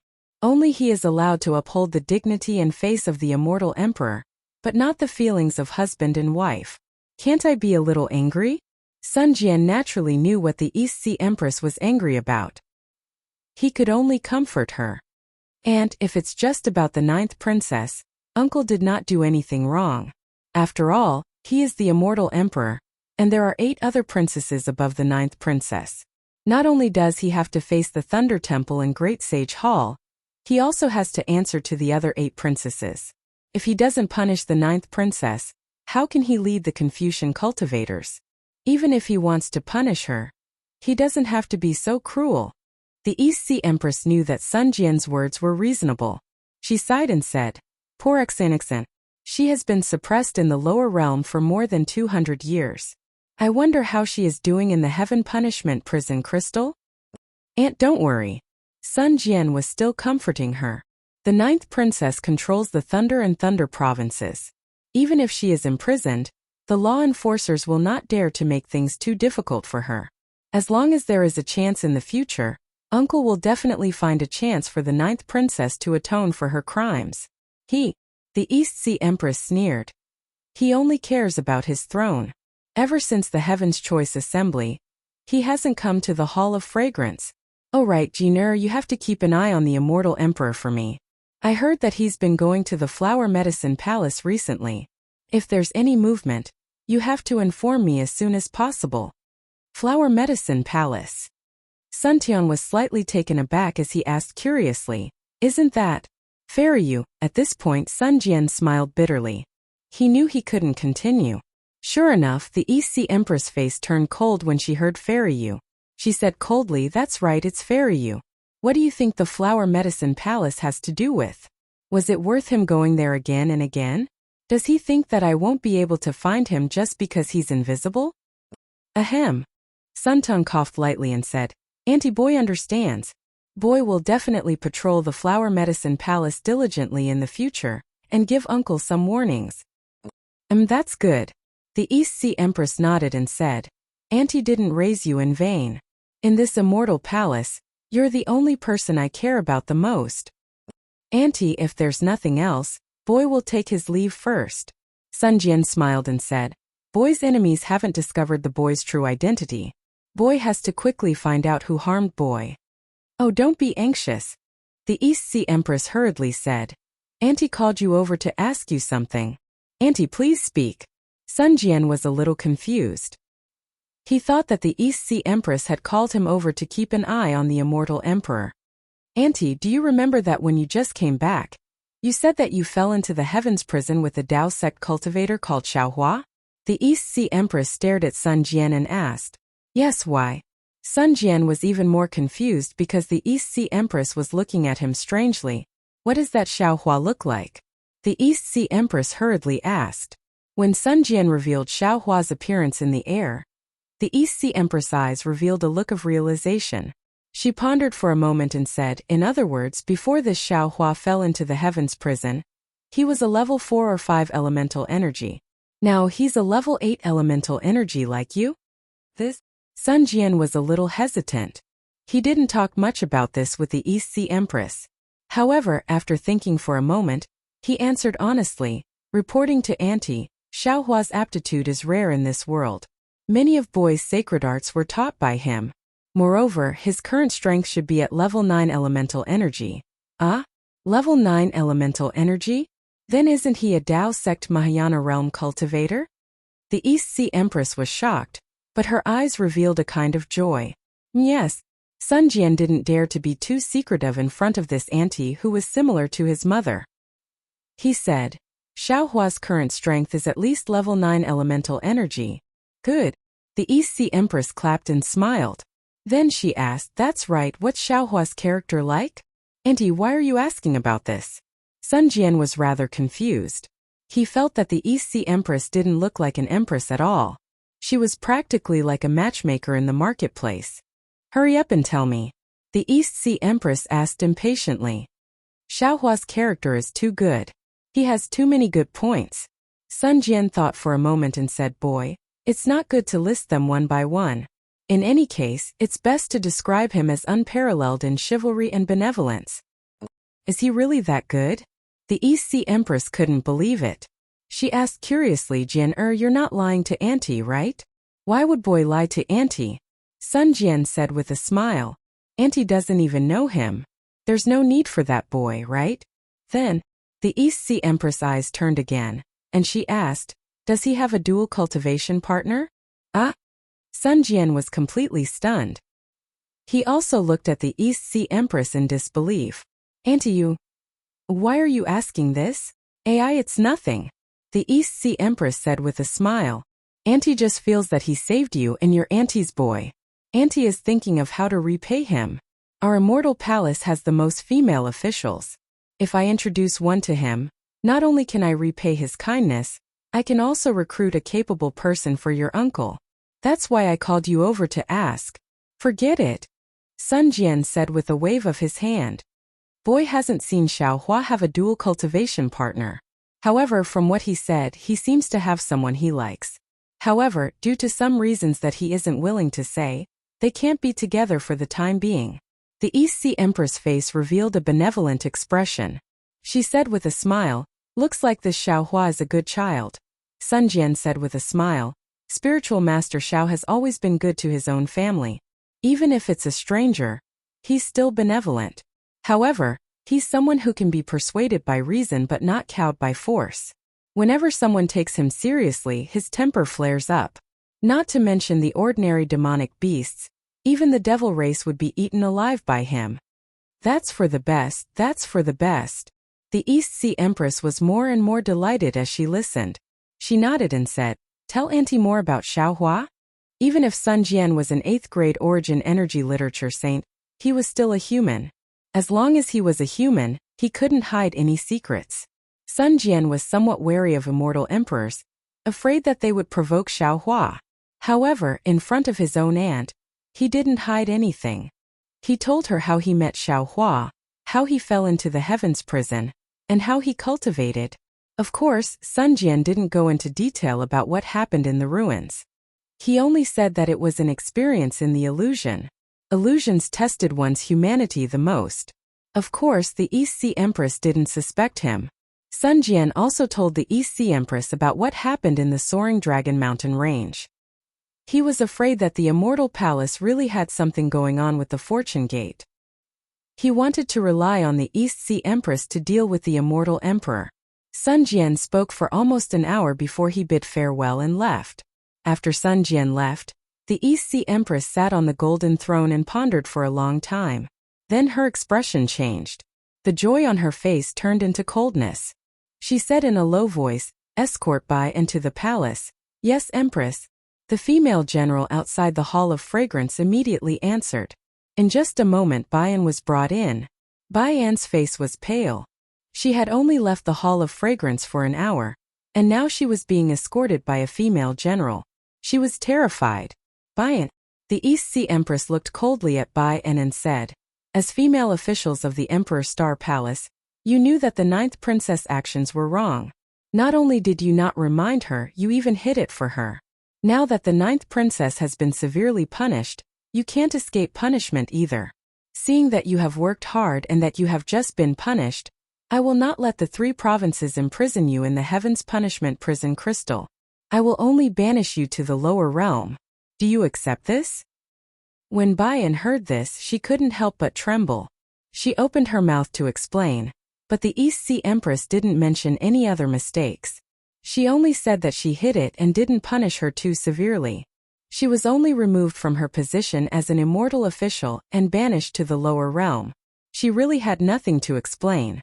After thinking for a moment, Baiyan lowered her head and said, "I accept."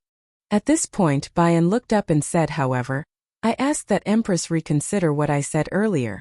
Don't let the 9th princess regret it for the rest of her life." The East Sea Empress snorted. "You don't need to worry about my matters. Just worry about yourself." "I understand." Baiyan lowered her head, not daring to say more.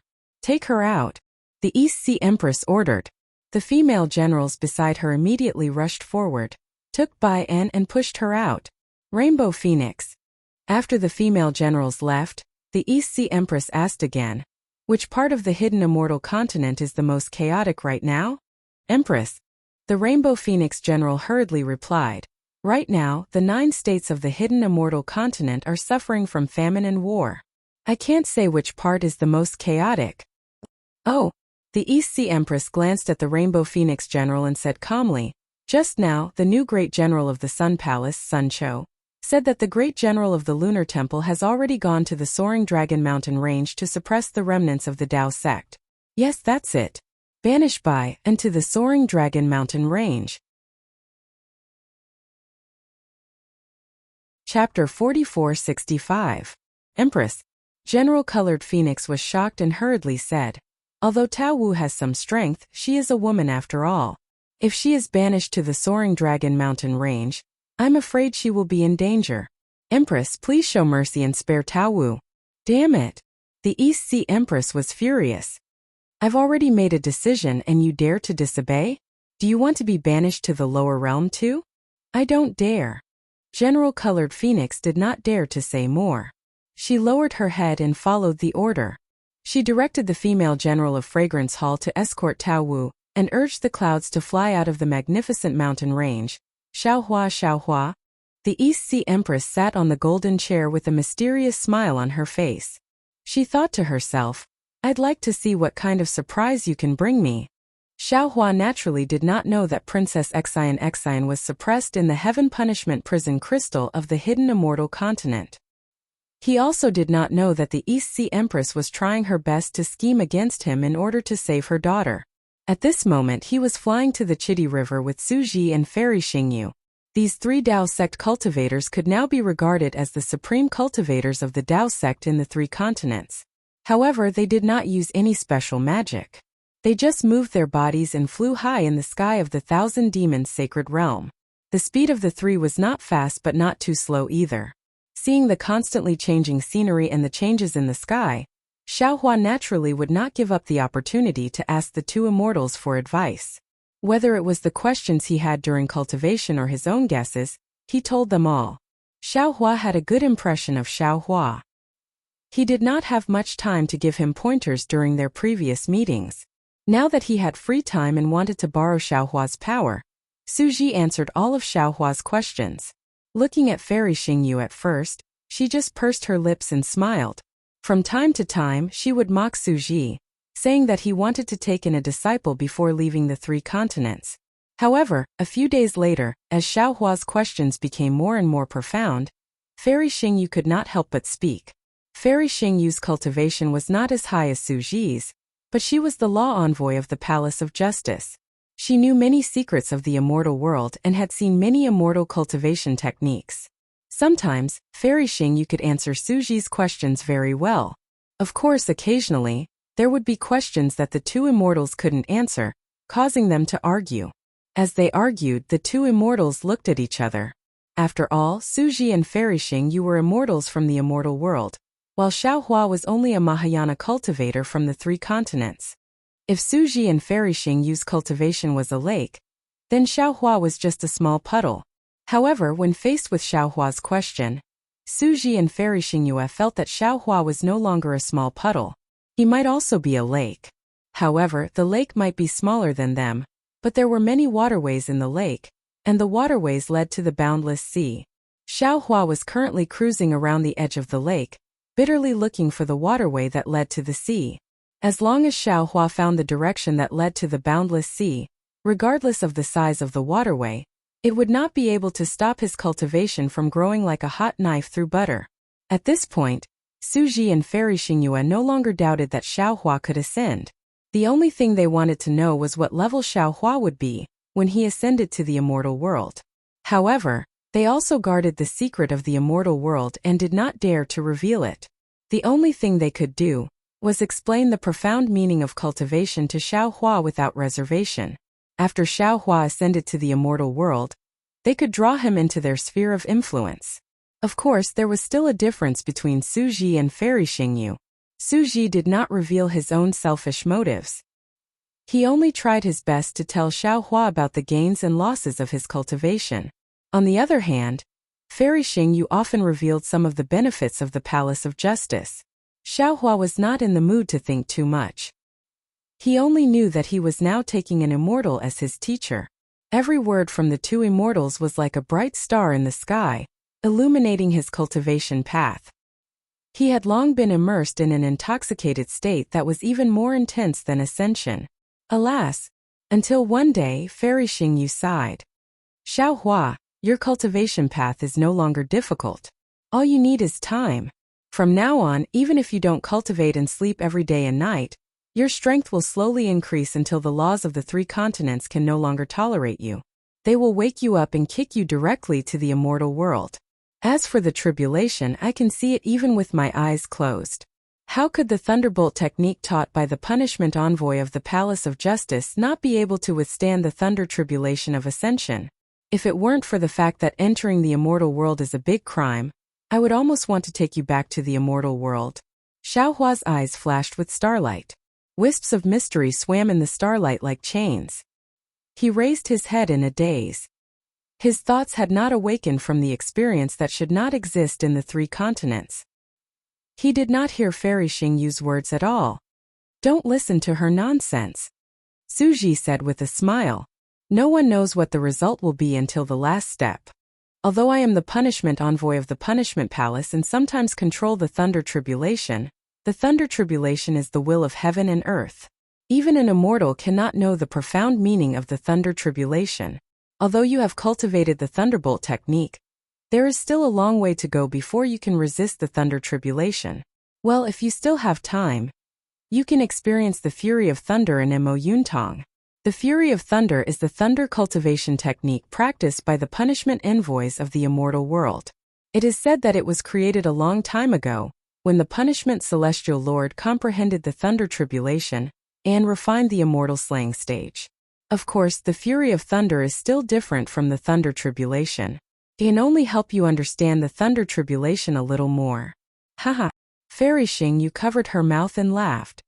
Suji, Didn't you say that you can't reveal the secrets of the immortal world? Why? Did you tell Xiao Hua what cultivation technique the punishment envoys practice? It doesn't matter. Su Ji glanced at Fairy Xingyu with a rare trace of warmth in his eyes. He replied, immortals are also humans. How can they not have feelings? For a cultivator like Xiao Hua, even if I have to risk being punished, I want him to enter the immortal world as soon as possible. If Xiao Hua enters the immortal world, you can't snatch him from me. Fairy Xingyu pouted. Although he has already cultivated the thunderbolt technique. Su Ji smiled but didn't say anything. Fairy Xingyu hurriedly said to Xiao Hua, many of the cultivation methods I gave you are for the Master of Law of the Palace of Law to cultivate. For example, the light and cloud light technique, the swift and lightning technique. Thank you, seniors. Xiao Hua blinked and the strange phenomenon around him disappeared. He bowed and said, in the past few months I have gained too much. To put it bluntly, this junior has been cultivating for such a long time, but there has never been a professor who has been so kind to me. This junior's heart is filled with gratitude. You don't have to be so polite. Fairy Xingyu said with a smile. When you go to the immortal world in the future, just listen to me. Su Ji said seriously, Xiao Hua, your aptitude is extraordinary, and we like you very much. But it is not your aptitude that makes me want to teach you. It is your mind and temperament. Not every cultivator of the Dao sect can take the dignity of ordinary people to heart, and they don't care about the life and death of the people in the world. You let Zhai Xinglu and the Luoyi Merchant Union broadcast good seeds on the hidden immortal continent, and let the Fortune Gate in the soaring Dragon Mountain Range plant good seeds. The food you cultivated in the original Fiend God blood pool alone has saved countless people in the secular world. In today's hidden immortal continent, the Confucian cultivators and the Buddhist sect may not know who Taoist Xiao is, but ordinary people in the secular world know. Of course, they may not know that Taoist Xiao is Xiao Hua, but they really put Taoist Xiao in their hearts and are grateful to him. With this kindness, I can't not teach you what I have learned. Speaking of this, Su Ji raised his eyebrows and looked into the distance, intentionally or unintentionally, and said, of course, I am just an ordinary law enforcer of the punishment palace. My cultivation may be higher than yours now, but in the future I absolutely believe that you will be stronger than me. I only hope that no matter when and where you are in the future, you will not forget how good Fairy Xingyu and I are to you today. Also, don't forget the root of these good things. Don't forget your original heart and the justice you pursue. Boom. It was unknown whether it was because Su Ji's words came from the bottom of his heart and caused Xiao Hua to feel the same way, or because Xiao Hua had been comprehending an extremely profound cultivation technique for the past few months and it had triggered his memories. As Su Ji's voice fell, Xiao Hua's mind rumbled, and then many scenes gushed out from who knows where: a grave mound, a skinny child, a strict father, and a few deafening words of reprimand. Xiao Hua, be grateful. Remember, you must be grateful. Our family is relatively poor, and you left early. In the past 5 years, I know that your life has been more difficult and dangerous. I didn't fulfill my responsibility as a father and didn't teach you well. This isn't your fault. It's all my fault. Our family has received a lot of kindness from the Misty School. As they say, a drop of water should be repaid with a gushing spring. You must remember that we must repay the kindness of the Misty School. Alas, last night you talked about human nature in the Li family. Your father didn't know much about it. At that time he didn't dare to disrespect you and didn't interrupt you. What you said may make sense, but I feel that although we can't be on guard against others, we shouldn't think too badly of others. I also know that the people in the martial arts world are sometimes very scheming, but justice lies in the hearts of people. Even if there is no heart, God is watching. Also, now that you have the ability, I don't want you to become a hero who is loved and respected by others. I just want you to become a righteous person who can face everyone with a grateful heart, a compassionate heart, and a chivalrous heart. These words seemed to be very far away, but Xiao Hua felt as if they were right in his ears. Tears welled up in Xiao Hua's eyes as a sense of homesickness inundated him. Father, grandmother, mother, are you all right? A Grand Ascension stage human, the center of attention of countless people, had finally found a trace of his lost memories in this faraway land. Chapter 4466. That's right. All law enforcers must have justice in their hearts.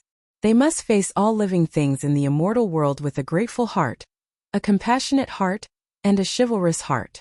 Only in this way can they face the thunder tribulation and their own immortal slaying stage with a pure heart. When Xiaohua's memories gushed out, he was extremely emotional. Wherever his thoughts reached, the immortal slaying stage in the space released faint lightning.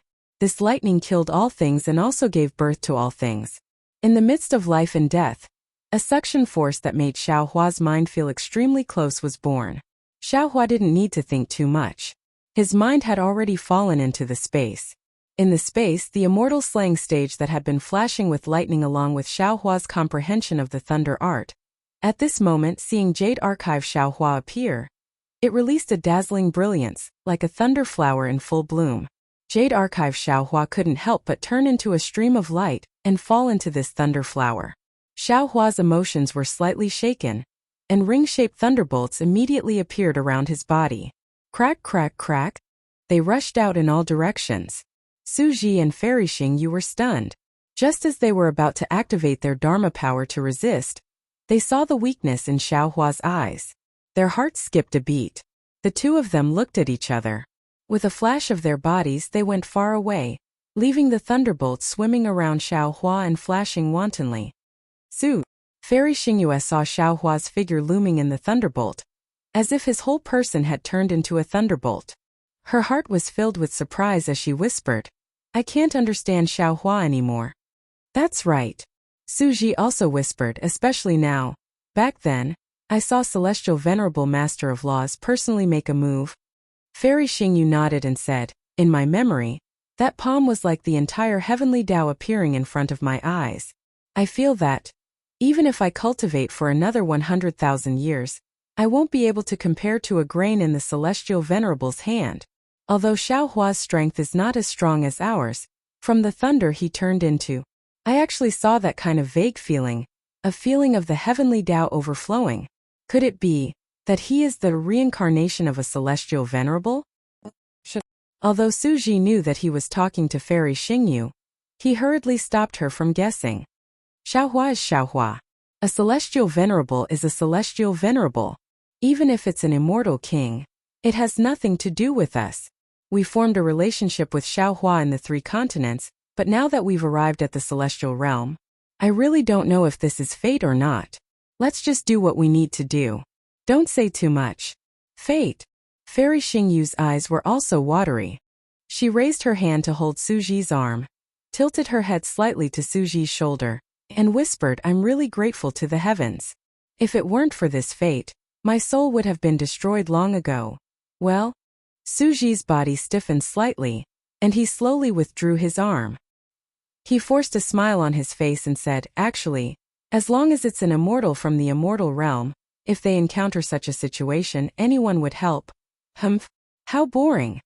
Fairy Xingyu snorted coldly. "Not as interesting as Xiaohua." Sigh. Su Ji sighed and shook his head slightly.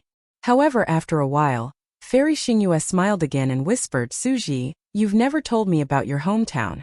Since you've told me, tell me more about it." Su Ji looked at Xiaohua's figure flickering in and out of the lightning. This figure was sometimes in human form, sometimes in the form of lightning, and sometimes even in the form of a heart. Su Ji could feel the familiar aura of thunderous fury emerging from the core of this heart.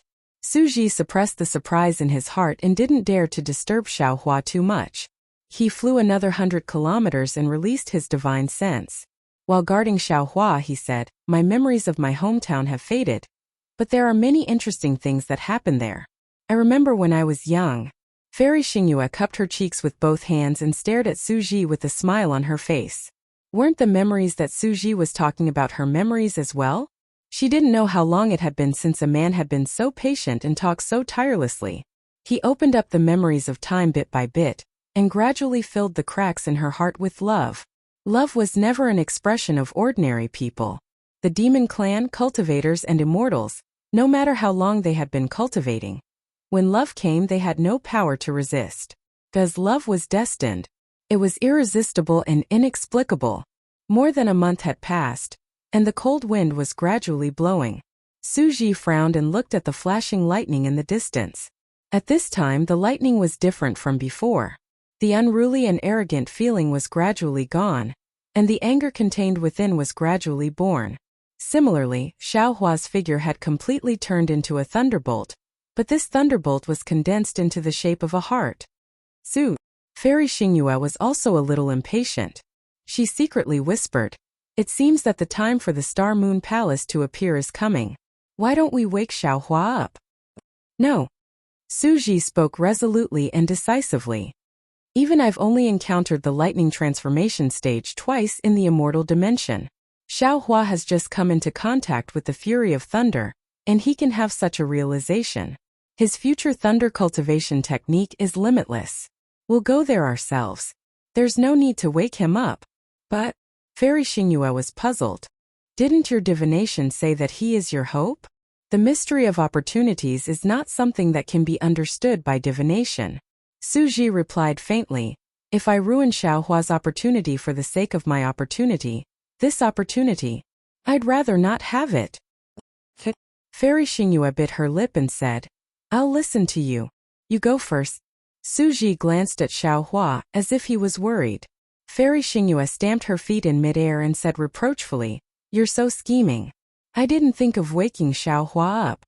With that, Fairy Xingyue moved her body and left, taking advantage of the north wind. Su Ji thought for a while and set up a few simple restrictions. His body flashed with a blue watery light and disappeared in midair. However, just as the two of them flew 1,000 miles away, an earth-shattering sound of thunder came from behind them. Su Ji and Fairy Xingyue hurriedly stopped. Without releasing their divine senses, they saw that in the distant sky, a bolt of lightning shot straight into the sky like a jade pillar. In that bolt of lightning, Xiaohua's godlike figure appeared. Looking at the space above Xiaohua's head that had been torn apart by the lightning, layers of shadows fell. That shadow was like an inkstone, but also like a tombstone, exuding a kind of silence and desolation. Immortal. Immortal slang stage? No, this is the sound of thunder from the fury of thunder. Su Ji could not help but exclaim, "Is Xiaohua really a genius? He can comprehend the sound of thunder just by relying on the catalogue of the immortal slang stage that I gave him?" Buzz buzz buzz. As they spoke, an inexplicable sound rushed to them. Wherever this sound passed, not only did the ancient trees and withered grass on the ground turn into powder, but even the rocks and gravel on the surface of the ground were shattered. Whirlpools appeared on the water surface. Even the two immortals felt as if they were being whipped by thousands of whips. Fairy Xingyue said with a wry smile, "I also want to deny it, but he doesn't have the aura of the immortal slaying stage on him. He can't cultivate the fury of thunder with the help of the immortal slaying stage."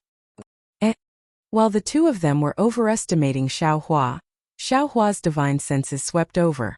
In just a moment, Xiaohua's figure turned into a bolt of lightning and he asked curiously, "Seniors, why didn't you wait for me?" Fairy Xingyue rolled her eyes at him and said, "We didn't dare to wait any longer. If we waited any longer, you would have become a celestial master." Sorry. Xiaohua said with a smile, "I haven't been in closed-door cultivation for a long time. It's rare for me to be in closed-door cultivation today. I've kept you waiting." "Oh." Fairy Xingyue hit the nail on the head and exposed Xiaohua's lie. "Haven't you been in closed-door cultivation in the heavenly prison for tens of thousands of years? How can you say that you haven't been in closed-door cultivation?" Ouch! Xiaohua touched his nose, as if he suddenly remembered something. He said anxiously, "By the way, I remember something." "What is it?" Su Ji asked. "Seniors, do you know where the water origin is in the 3 continents?"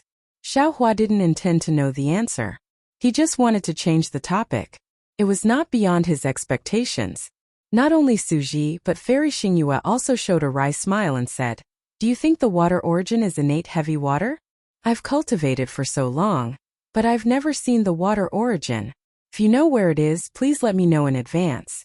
I also want to watch the fun and broaden my horizons." Su Ji nodded and said, "Xingyue is right. The origin is too rare. When a realm is born, the origin of the 5 elements will exist. However, as time passes, the origin will either dissipate in the realm or be obtained by others. I don't know how long the 3 continents have existed. They must have been obtained long ago, right?" Moreover, not to mention with your cultivation, even with our strength, it would be useless to obtain this origin source item, unless a heavenly venerable or immortal king. At this point Suji stopped talking. He looked into the distance and said, "Let's hurry. It's getting late. I'm sure the disciples of Zhai Xinglu are waiting anxiously." "All right." Xiaohua successfully changed the topic. Although there was regret on his face, he didn't care. "Let's go." Fairy Xingyue turned into the wind. Suji and Xiaohua were like lightning, flying into the distance. In less than 10 days, there were more and more crimson rocks around the Thousand Demons' sacred realm. Sometimes the crimson rocks almost covered the entire mountain range. Xiaohua understood that they were about to reach the Chidi River. On this day the sky had just brightened. The pale sun peeked out from the horizon. Fairy Xingyue's floating figure slowly slowed down. She raised her hand and pointed at a place that was almost invisible to the naked eye. "We've reached Zhai Xinglu. It seems that Xingyue Palace hasn't appeared yet. Let's go to Zhai Xinglu to rest first." Chapter 4467. As her fingers moved, Fairy Xingyu's face gradually changed, finally turning into the appearance of a graceful woman. Xiaohua glanced at it and couldn't help but ask, "Senior, is this your original appearance?" Fairy Xingyu smiled and said, "Why? Are you reluctant to part with Princess Baihua?" "No." Xiaohua stole a glance at Suji and replied, "Junior is just curious and casually asking." "Then what do you think?" Fairy Xingyu had no intention of answering Xiaohua at all. Xiaohua shrugged, indicating that he couldn't guess. Suji said indifferently, "Neither Xingyue nor I have our original appearances. Our appearances can't be revealed on the 3 continents. What you see is an illusion." "All right, this junior understands." Seeing that Suji's appearance had also changed, Xiaohua tactfully shut his mouth. While they were talking, several divine senses and clear eyes swept over. When they landed on the 3 of them, they retracted their gazes happily. After a short while, a dozen or so Confucian martial grandmasters around the 7th grade of origin energy flew over. They were either dressed in Confucian robes or armor.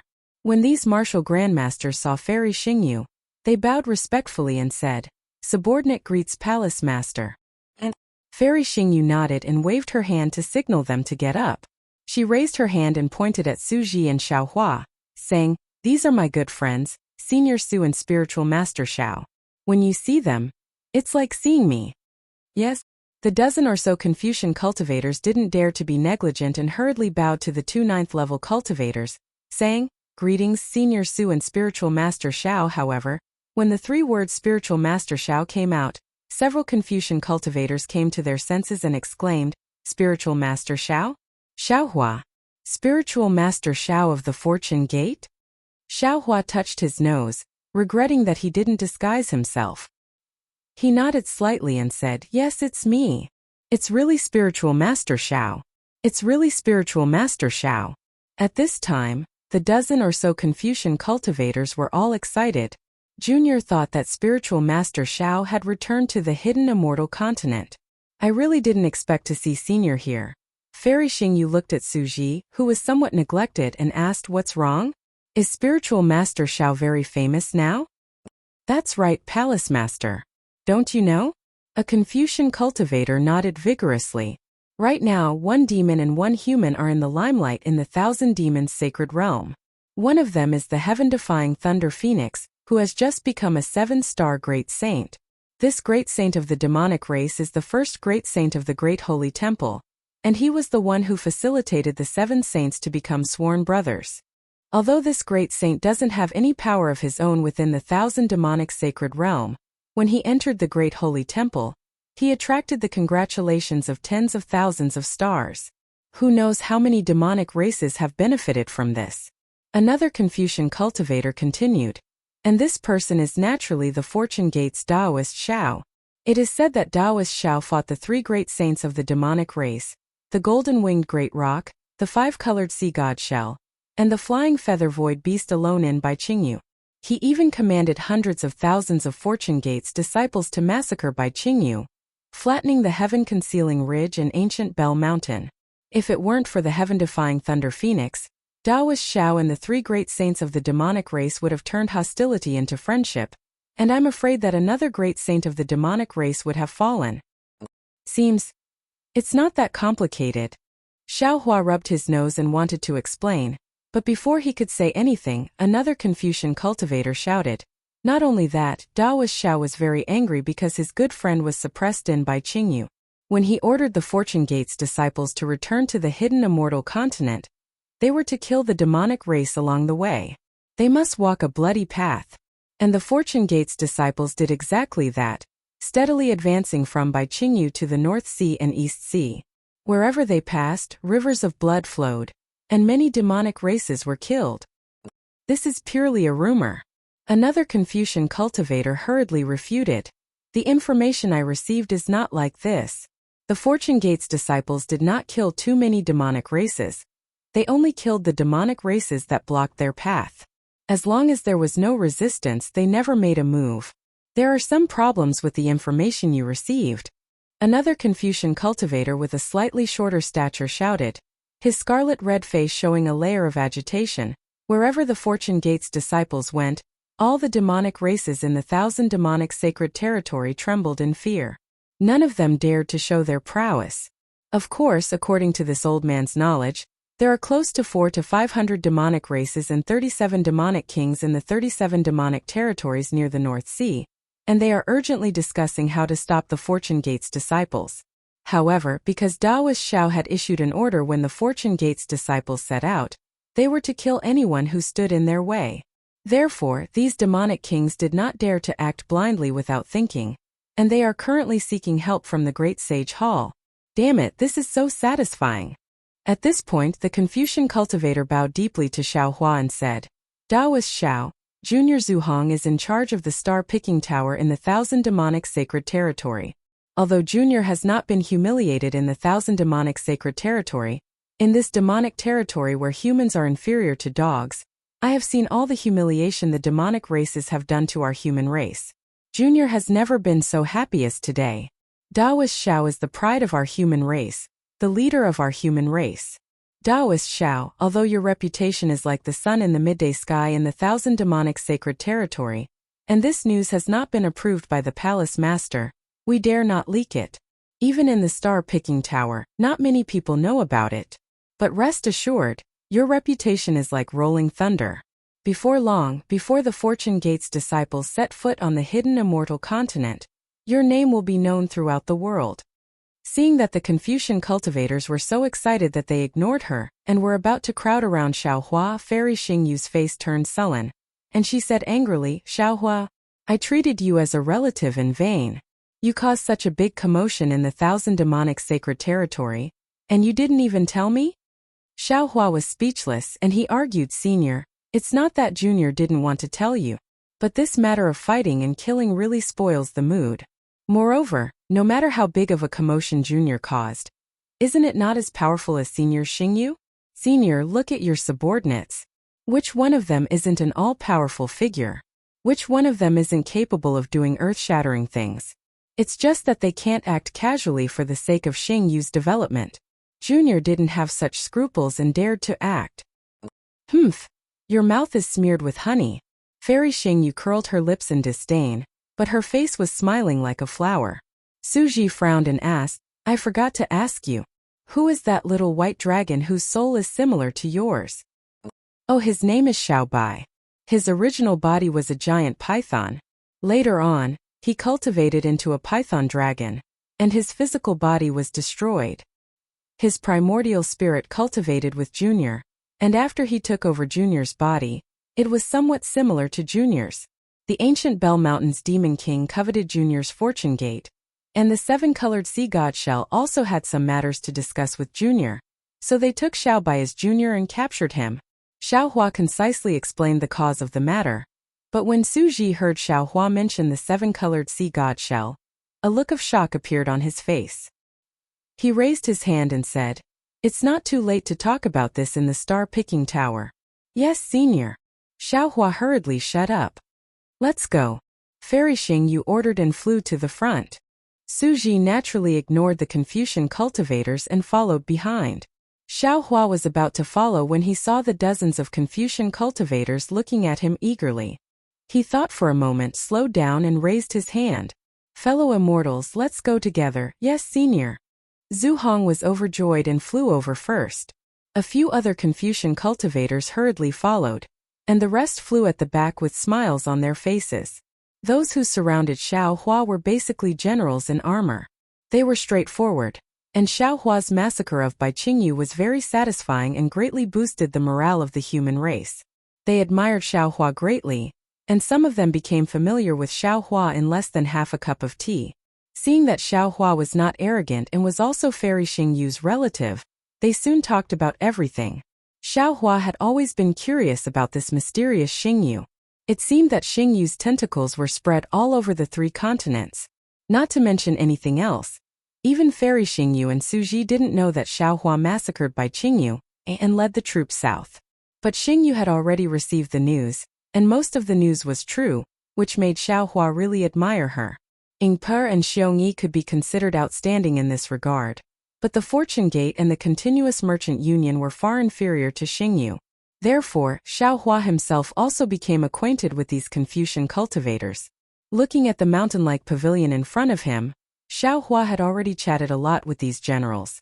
Xiao Hua already knew that these dozens of Confucian cultivators were the masters of the star-picking tower in the Thousand Demons Sacred Realm. They had gathered here because Fairy Xingyu had closed the star-picking tower in the Thousand Demons Sacred Realm.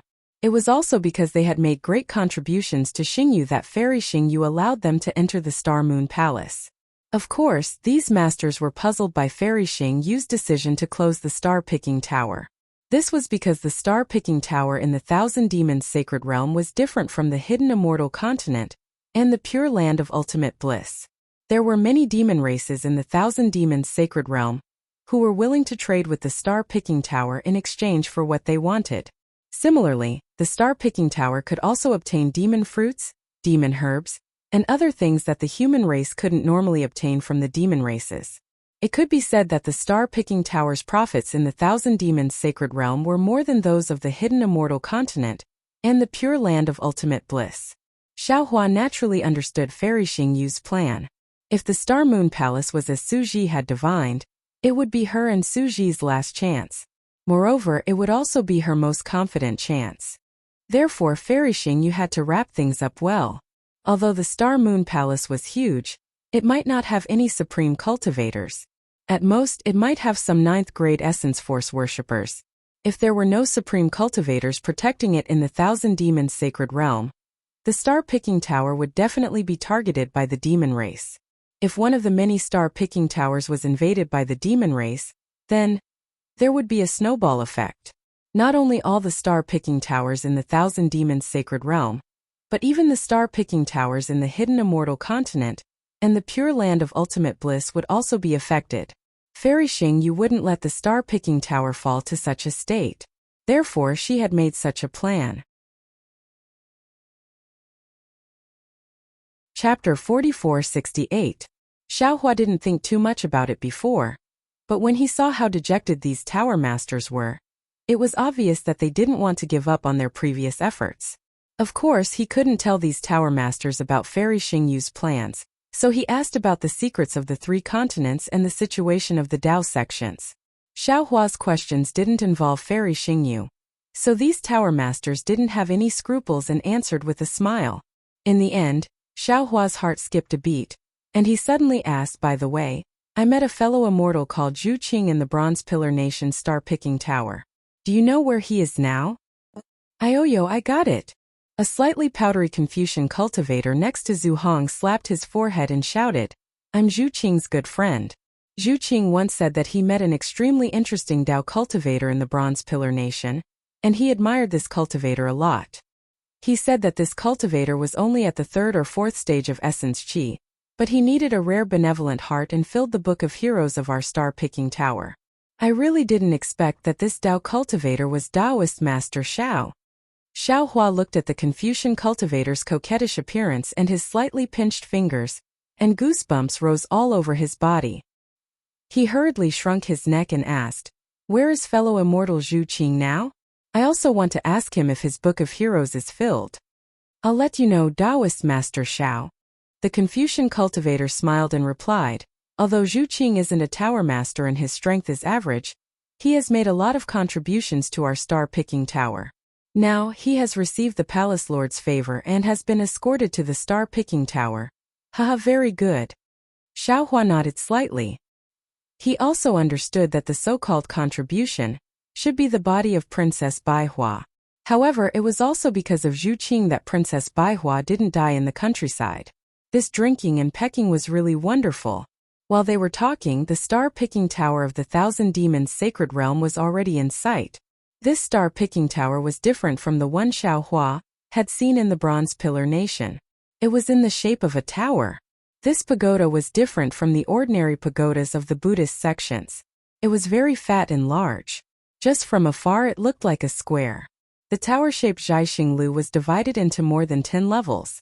Each level had a different color, and each level was slowly rotating. Because of the different speeds and angles of the rotation, the light and shadow of the entire Zhaixing Lu was constantly changing. Sometimes it was flames, sometimes it was colorful lotuses, sometimes it was flower buds. This light and shadow was really dazzling in the cold red mountain range. Xiao Hua, this is Star-Picking Tower's jade pendant. Fairy Xingyue, who had been flying in front, suddenly raised her hand and a stream of light flew over. She said, "Take this jade pendant and you can freely enter all the pavilions in Star-Picking Tower." Xiao Hua didn't mind and casually took it.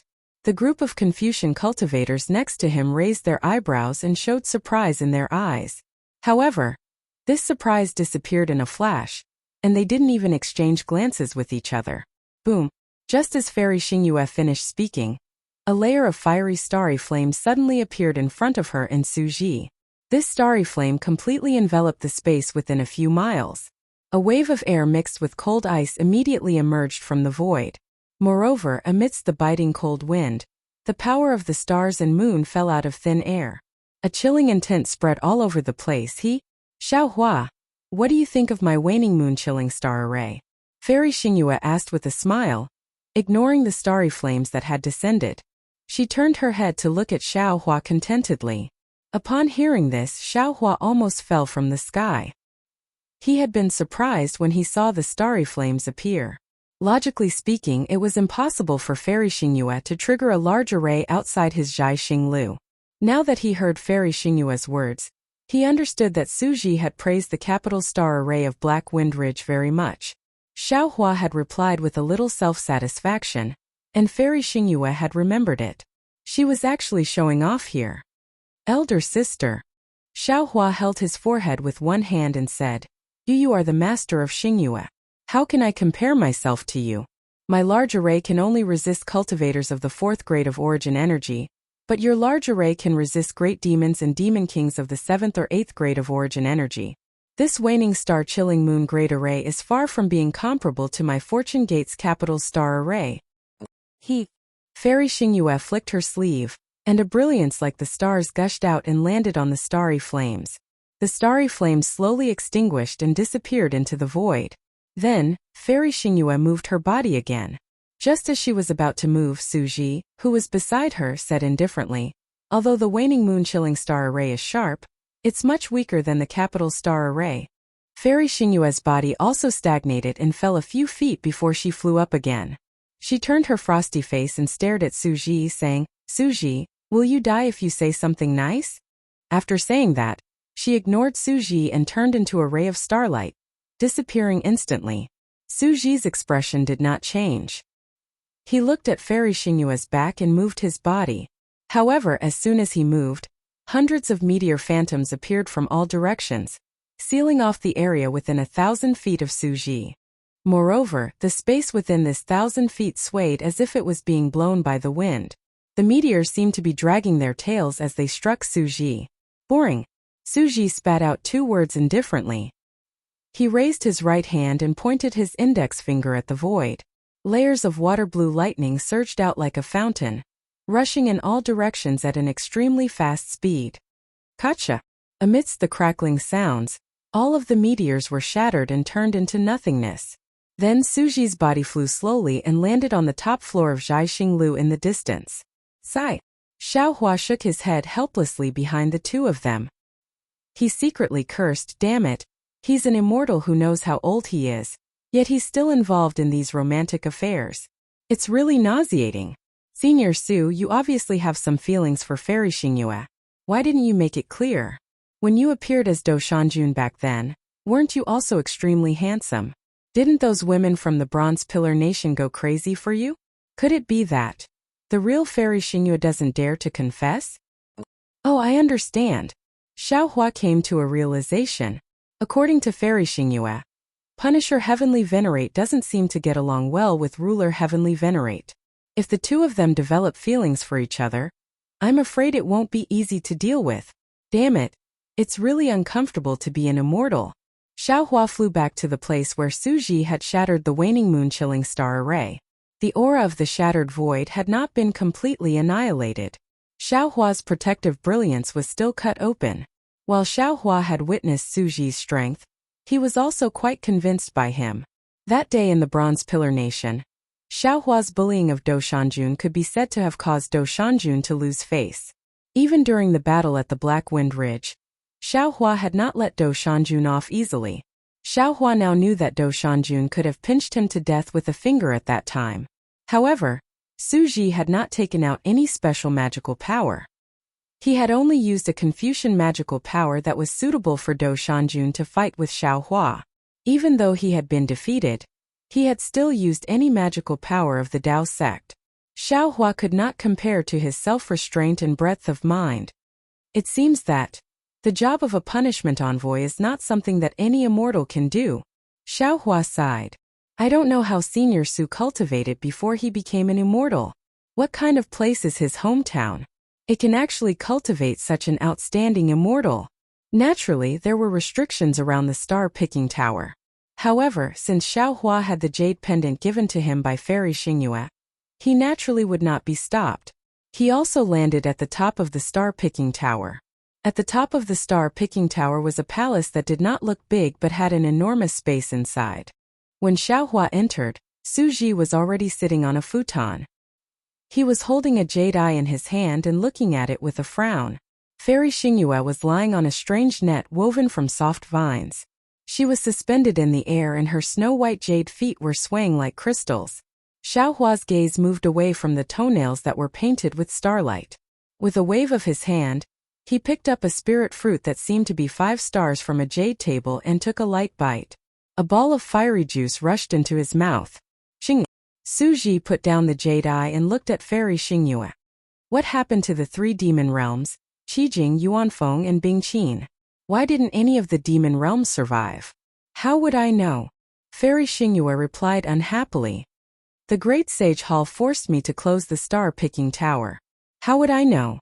Besides, it's just 3 demon realms. If they die, they die.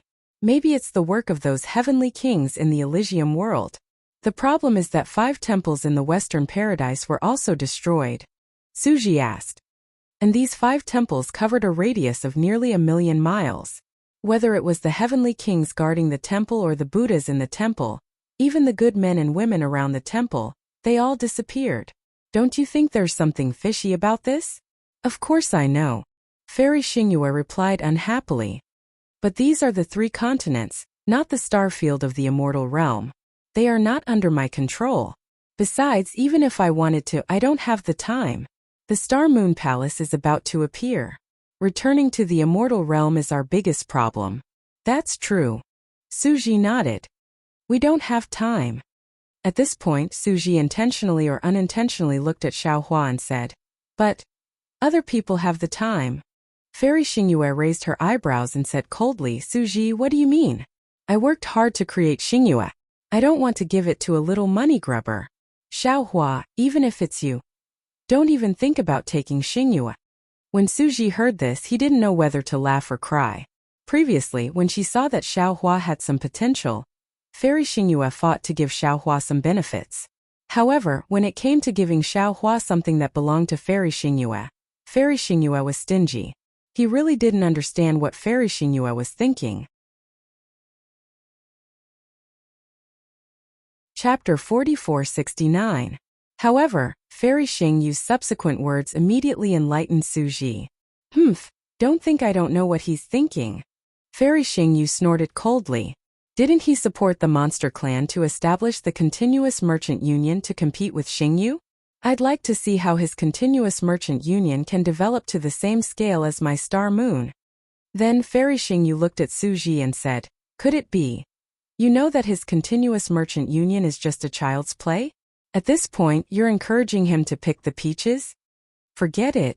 Su Ji waved his hand and said, just pretend I didn't say anything. Then Su Ji looked at Xiao Hua and asked, by the way, why did that rainbow seashell make things difficult for you? She doesn't seem to be a monster clan member of the Thousand Monsters Sacred Realm. Right? She's very powerful. Even I don't want to provoke her. How did you get out of trouble? This? Xiao Hua habitually touched his nose before lying and was about to speak.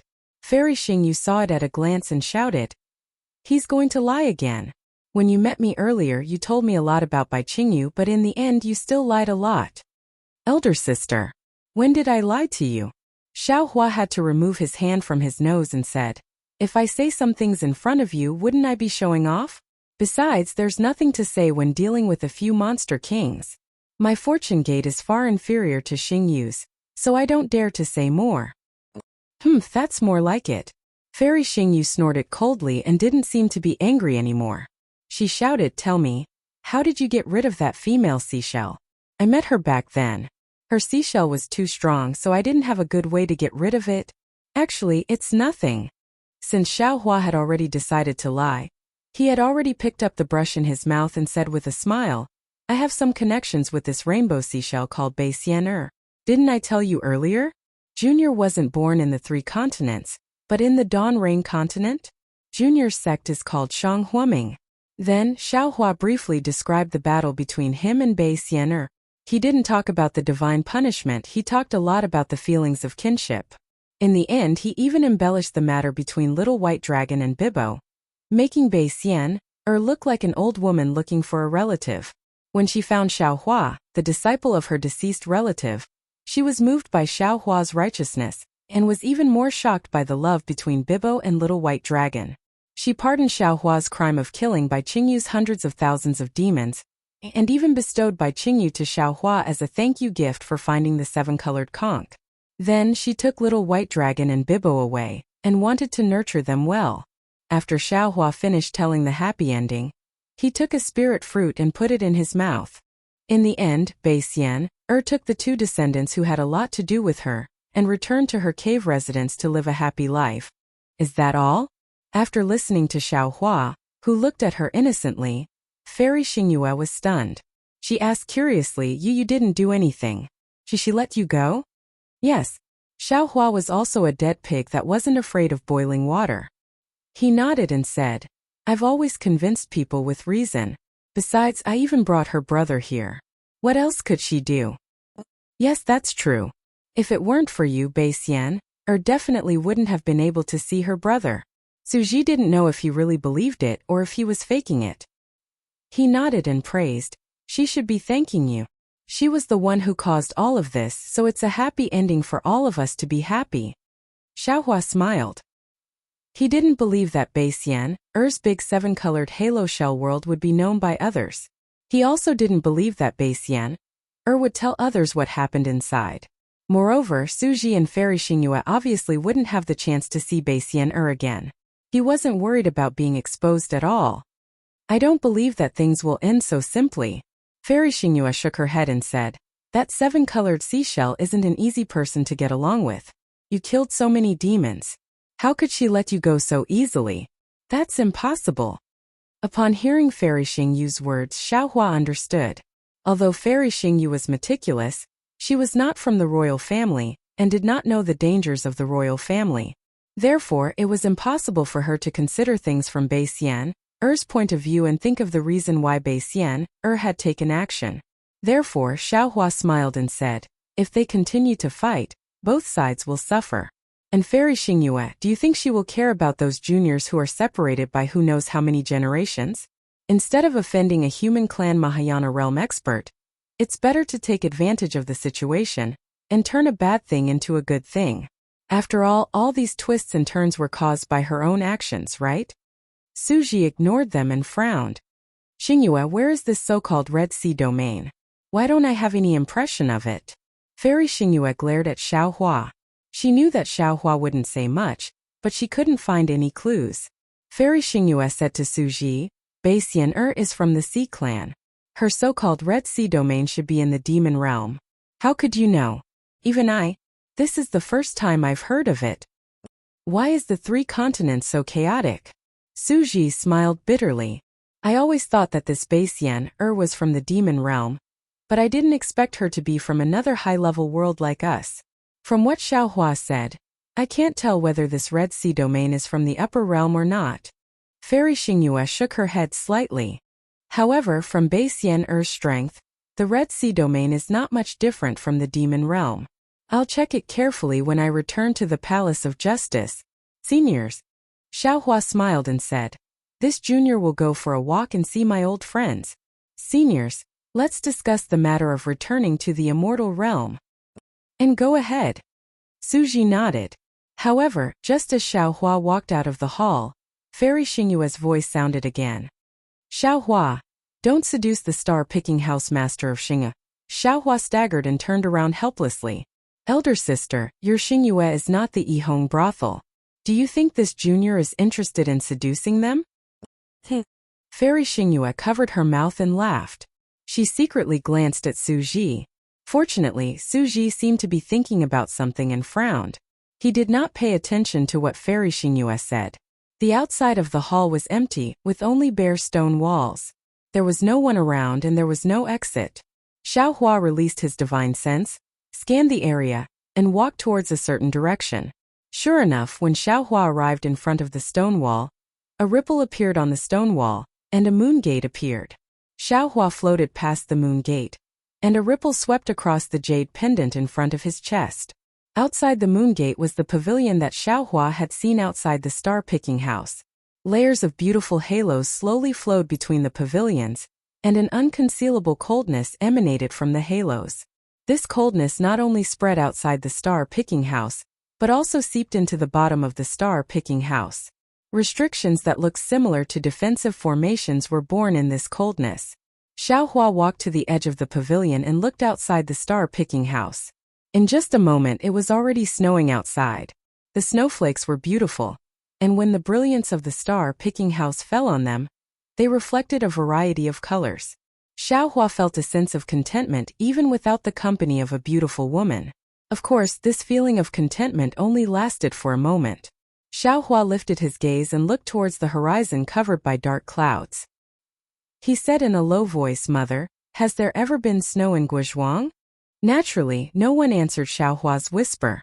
He looked for a moment and turned his head again.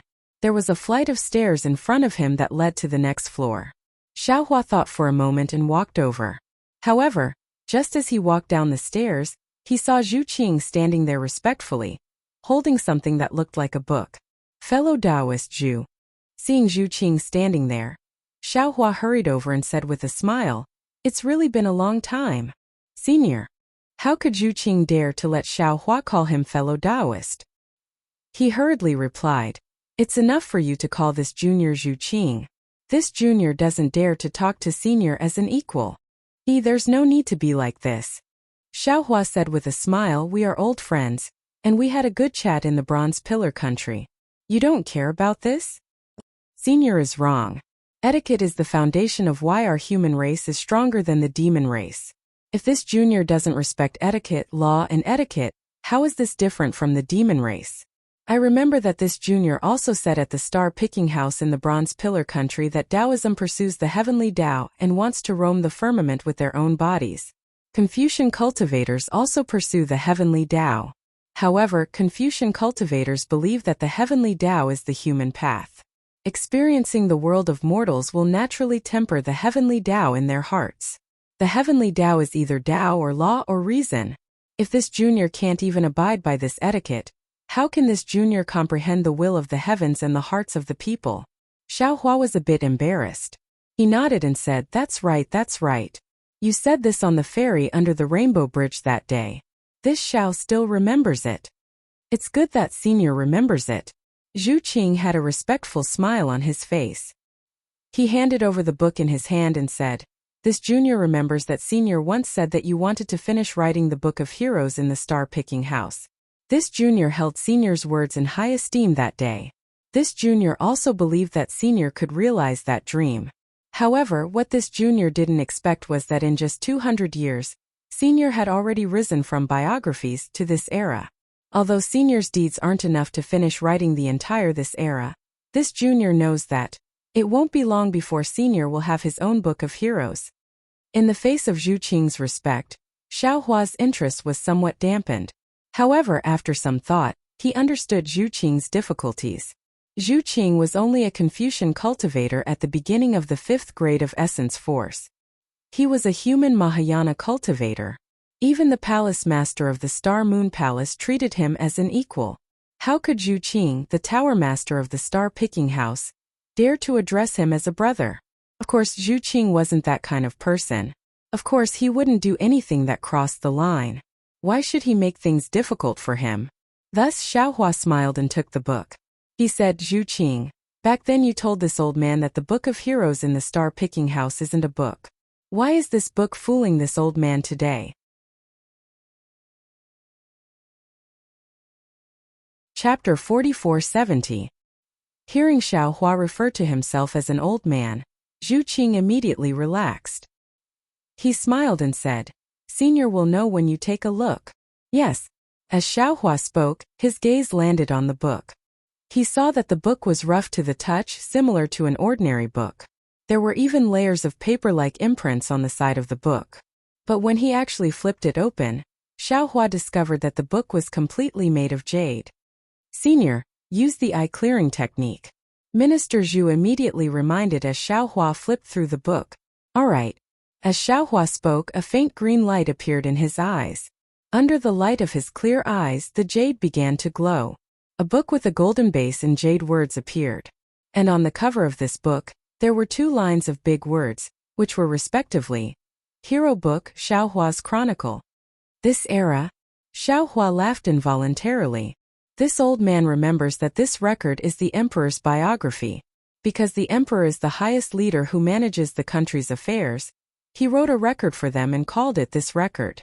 It's precisely because this record shows where the world's origin lies, so that the officials and the people all have a certain degree of discipline in their actions. On the other hand, aristocratic families recorded the affairs of the vassal kingdoms. This was because the vassals established the Cheng family, and their descendants were hereditary. Thus, their biographies were called aristocratic families. Biographies recorded all kinds of historical figures other than emperors and dukes. At best, this old man can be considered a biography. How did I become a chronicle? Senior, you don't know. Zhu Qing said respectfully. Zhai Xinglu's Book of Heroes is different from that of ordinary Confucian cultivators. The emperors and generals of the secular world are not included in the Book of Heroes. If their cultivation was profound and they had made great contributions to the hidden immortal continent, they might be listed in the biographies. The epoch in the Book of Heroes of Zhai Xinglu is specially prepared for the supreme cultivators of the hidden immortal continent. For example, the chronicles of Immortal Emperor Go-chan, Vairocana Rulai, Golden-Winged Peng Grand Sage, and Octagonal Pentaceratops Grand Sage. Each of these chronicles recorded the achievements of immortal emperors, Vairocana Rulai World Sovereign, and Golden-Winged Peng Grand Sage. Aside from the chronology, the noble clans of Zhai Xinglu are also different from the noble clans of ordinary Confucian cultivators. They record the noble clans of the 100 schools of thought, such as the Dongfang noble clan, the Shimen noble clan, the Nangong noble clan, the Dark North noble clan, etc. It records the history and deeds of these noble clans. The so-called biographies recorded the deeds of other cultivators besides the current era and the aristocratic families. There were many records in this biographies. There were Confucian cultivators, Buddhist sects, Taoist sects, and demons. It was the true Book of Heroes of Zhai Xinglu. Senior was previously listed in the biographies, which should be the biographies of Xiao Hua. However, just a few days ago, Senior shocked the Thousand Demons Sacred Realm, and your name spread far and wide. The Book of Heroes that recorded Senior's deeds was also changed to the Chronicles of Xiao Hua. This junior was fortunate enough to be the first person to create a biography for senior. This Chronicles of Xiaohua was also personally created by this junior. Thank you, thank you. Xiaohua looks at the respectful Zhu Qing and says with emotion, I didn't think that the joke this old man made that day would actually come true today. Thank you for your hard work. I don't dare. It is this junior's honor to be able to write this chronicles for senior. The pride on Zhu Qing's face doesn't seem to be fake, and he answers very happily. Xiaohua slightly nods and looks at the big words on the jade. However, the Chronicles of Xiaohua still has 4 words, and he doesn't see what's inside. Xiaohua asks curiously Zhu Qing, how do you see what's inside? Senior. Zhu Qing says with a smile, Zhai Xinglu's Book of Heroes records the deeds of various heroes. Some are secret, and without a certain level of authority, you can't see them. This junior can only see a part of senior's chronicles. Didn't Palace Lord give senior a jade pendant? Senior can just put the jade pendant on the Book of Heroes. Okay. Xiaohua responds and puts the jade pendant on the Book of Heroes. Indeed, starlight appears on the jade pendant. In the starlight, the Book of Heroes starts to move by itself page by page. Since it's his own chronicles, Xiaohua originally wanted to read 10 lines at a glance. However, just as he reads the first page, he sees the first sentence, Xiaohua of Dao Sect, origin unknown, first appeared in Yu Province's Longevity Town, only 3rd grade of elemental force, and next to this sentence is another line of small words, suspicious. Origin of other realm, name of realm unknown, hiss. Xiaohua inhales a breath of cold air and hurriedly continues to flip. Sure enough, at the place where Xiaihang appeared, there are 2 lines of small words, suspicious. This Xiaihang might be Xiaohua in disguise, because the timing of Xiaohua's coma is really too coincidental. However, Xiaohua has never revealed his Buddhist cultivation, so it's impossible to confirm. Suspicious. There is a Xiaihang in Singliang country, the name and appearance are all the same, but that day, Xiaihang didn't leave Singliang country, so Xiaihang might have escaped detection. His granny. Xiaohua's expression changed slightly. He raised his head and looked at Zhu Qing. Zhu Qing didn't show any surprise and said with a smile, Senior, this junior can only see a few places, but this junior knows. There might be many places that senior can't think of. People often say if you don't want others to know, don't do it in the first place. Many times, things that we think are undetectable are actually not hidden at all. AI, that's right. Xiaohua also shook his head and continued to read. The more he read, the more shocked he became. There were actually many secrets that he didn't want others to know. But fortunately, Xiaohua didn't care about the secrets recorded in the Book of Heroes. When Xiaohua flipped to the last page, he saw the record, Fortune Gate's 200,000 disciples massacred by Qingyu, then led the troops to heaven-concealing ridge and ancient Bell Mountain. In this battle, the Fortune Gate ascended the battle stage of the 3 mainlands' struggle for hegemony. Xiaohua is qualified to be listed in this chronicles. Behind this was another line of slightly lighter handwriting, suspicious. These 200,000 disciples are Xiaohua's iron army in the Kunlun immortal realm. Fortunately, Xiaohua saw this and let out a long sigh. This Xiao's biggest secret has yet to be revealed. Moreover, the secret of these clones has yet to be discovered. Granny, this star moon is too powerful. If this Xiao can obtain it in his hands. Of course, this thought flashed through Xiaohua's mind. Since Fairy Xingyu had already warned Xiaohua not to covet it, Xiaohua definitely wouldn't go and provoke a true fairy from the immortal realm. Xiaohua closed the chronicles of Xiaohua in his hand and asked with a smile, Zhu Qing, is there any other Book of Heroes in this star-plucking tower? Reporting to Senior. Zhu Qing carefully received the Book of Heroes and respectfully said, all of Star Moon's books of heroes are placed in the moon-embracing palace. Normally, only a few copies are placed in various star-plucking towers. Because Senior recently appeared in the Thousand Demons Sacred Realm, Senior's Book of Heroes was sent to the star-plucking tower here. Of course, the star-plucking tower in the Thousand Demons Sacred Realm has been closed recently, and the other star-plucking tower's books of heroes were also sent here. However, these books of heroes are mostly chronicles and biographies of the demons. If Senior is interested, you can head to the Hall of Heroes to take a look. Moon-embracing palace? Xiaohua was stunned and asked curiously, what kind of place is the moon-embracing palace? Senior, please no. Zhu Qing answered, the reason why Star Moon is called Star Moon is because the star refers to the star-plucking tower, and the moon refers to the moon-embracing palace. I'm sure Senior already knows what the star-plucking tower is. The moon-embracing palace is the palace where the palace lord resides. As for where the moon-embracing palace is, I don't know either. Oh, I see. Xiaohua smiled. Fairy Xingyu had told him so much, but she had never mentioned the moon-embracing palace. Of course she was wary of him. He asked again, the Hall of Heroes is in the star-plucking tower, right? Yes. Zhu Qing nodded. Good. Xiaohua said with a smile, Zhu Qing, if you have the time, can you bring me to the Hall of Heroes? Of course. Zhu Qing was very happy. I'm just about to return the Book of Heroes to the Hall of Heroes. Senior, please. The Hall of Heroes was on the floor where Zhu Qing was respectfully standing. In just a moment, Zhu Qing brought Xiaohua to the Hall of Heroes. This was an extremely majestic-looking pavilion. Before they even reached the front, a murderous aura mixed with an overwhelming will hit them in the face.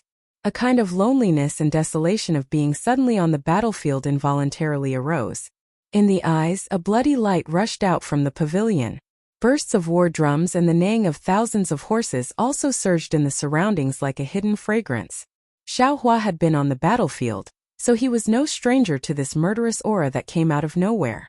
Zhu Qing shrunk his neck, as if it was somewhat unbearable. Zhu Qing. Xiaohua keenly felt the change in Zhu Qing's true qi and said with a smile, this place doesn't seem to be suitable for you. Give the Book of Heroes to me. I'll help you bring it in. No need. Zhu Qing shook his head and said, returning the Book of Heroes is my duty. I can't let Senior do it for me. As he spoke, true qi surged around Zhu Qing's body. Thumb-sized clouds emerged from the surface of his body, protecting Zhu Qing as he stepped into the door of the pavilion. Clang! The sound of a sword rang out from above the pavilion. A flying sword flew out like a flying immortal from outer space, slashing towards the top of Zhu Qing's head. Xiaohua scanned with his divine sense and immediately sensed Fairy Xingyu's thoughts from the sword intent. He understood that this was the prohibition of the Hall of Heroes. Sure enough, with a soft boom, a faint starlight rushed out from the top of Zhu Qing's head. The flying sword fell on the starlight and instantly turned into nothingness. Zhu Qing's figure disappeared from the pavilion. Xiaohua had a jade pendant in front of his chest, so of course he wouldn't care about this flying sword. When he stepped into the Hall of Heroes, he couldn't help but be stunned again. However, he saw that the Hall of Heroes was not a library like he had imagined. Instead, it was a space that resembled a starry sky. In the dreamlike night, the figures of the Yao clan adorned the starry sky. Not far from Xiaohua, a lifelike statue of Xiaohua flashed with golden light and stood there with a faint smile. Zhu Qing had placed the Book of Heroes in the hands of this statue. Next to Xiaohua's statue, Feng Wu's demon body statue spread its wings, as if it was about to soar. Under Feng Wu's phoenix claws, there was also a Book of Heroes flashing with golden brilliance. Chapter 4471. Senior. Just as Xiaohua was sizing it up, Zhu Qing put down the Book of Heroes, turned around and said respectfully, Junior can't stay in the Hall of Heroes for long. Senior can look around as you please. Junior will wait outside the Hall of Heroes. Zhu Qing, you don't have to wait. Xiaohua waved his hand and smiled. I don't know when I'll go out, so you should rest early. I don't dare. Zhu Qing said respectfully. Senior doesn't know anyone else in the stargazing tower. Junior can't not wait on you. All right then. Xiaohua understood that even if he didn't agree, Zhu Qing would still wait outside. He nodded and flew to the phoenix parasol statue. Zhu Qing didn't dare to say anything and floated out of the Hall of Heroes. Xiaohua was the only one left in the entire starry sky. Xiaohua picked up the Book of Heroes on the phoenix parasol statue's claws. When he saw the cover, it was titled Heaven-Defying Thunder Phoenix Great Sage. He took a deep breath and opened it. When he saw what was written on it, he couldn't help but laugh. There was only one line written on it. Heaven-Defying Thunder Phoenix Great Sage. Origin unknown. 7 stars Great Sage. When he entered the Great Sage Hall, 10,000 stars greeted him. He guided 10,000 stars into the sun and bestowed the 1,000 demons with the power of 10,000 stars. He was supported by 10,000 demons. And the line next to it wrote, suspected. Phoenix clan descendant. Born in the 10,000 demon realm. Not bad, not bad. This is the true heaven-defying Thunder Phoenix. Xiaohua smiled and put the Book of Heroes back on the Phoenix Parasol statue's claws. He looked around again. Beside the Phoenix Parasol statue, there were naturally statues of the other 6 saints of the Great Sage Hall. However, these statues didn't have the Book of Heroes. Damn it, so Fairy Xingyu is also afraid of the Great Sage Hall coming to cause trouble. She doesn't dare to put the Great Sage Hall's Book of Heroes here. Xiaohua curled his lips and cursed silently. Since she doesn't dare to put it here, why put these statues here? Xiaohua was naturally most concerned about the secrets of the Great Sage Hall's Great Sage Hall. Without these secrets, Xiaohua had lost interest in the hall. However, he still looked around and casually found some books of heroes to check. There were quite a few heroes albums in the Hall of Heroes. Even though Xiaohua was aimless, he still looked at them for an hour. Seeing that there were more and more trivial matters in the heroes' albums, Xiaohua clapped his hands and prepared to leave. At this moment he saw a statue of a demonic beast that was even larger than the golden-winged rock. He flew over and raised his hand to take out a palm-sized book of heroes from the mouth of the monster statue. Written on the book were the biographies of Qi Jing Yuanfeng, Bing Qin, and Qi Hua. Xiaohua understood that this was a compilation of the biographies of several demonic beast experts. When he opened the biographies and skimmed through them, he couldn't help but frown when he reached the end. At the end it said, Qi Jing Yuanfeng and Bing Qin, the 3 demonic realms. All the demonic beasts were killed overnight. Qi Jing became an abyss, Yuanfeng became a wasteland, and Bing Qin became a barren ridge. There were no bloodstains, no corpses, and no traces. Everything turned into nothingness. The biographies of Qi Jing Yuanfeng and Bing Qin came to an end. Of course, there was a small line of words next to the end. Xiaohua took a deep breath and thought of what Fairy Xingyu and Su Ji had said when he left the top floor of Zhai Xinglu. He hurriedly looked in another direction, where the heroes' album of the Buddhist sect was recorded. However, the Buddhist sect was different from the 1,000 demonic sacred realm.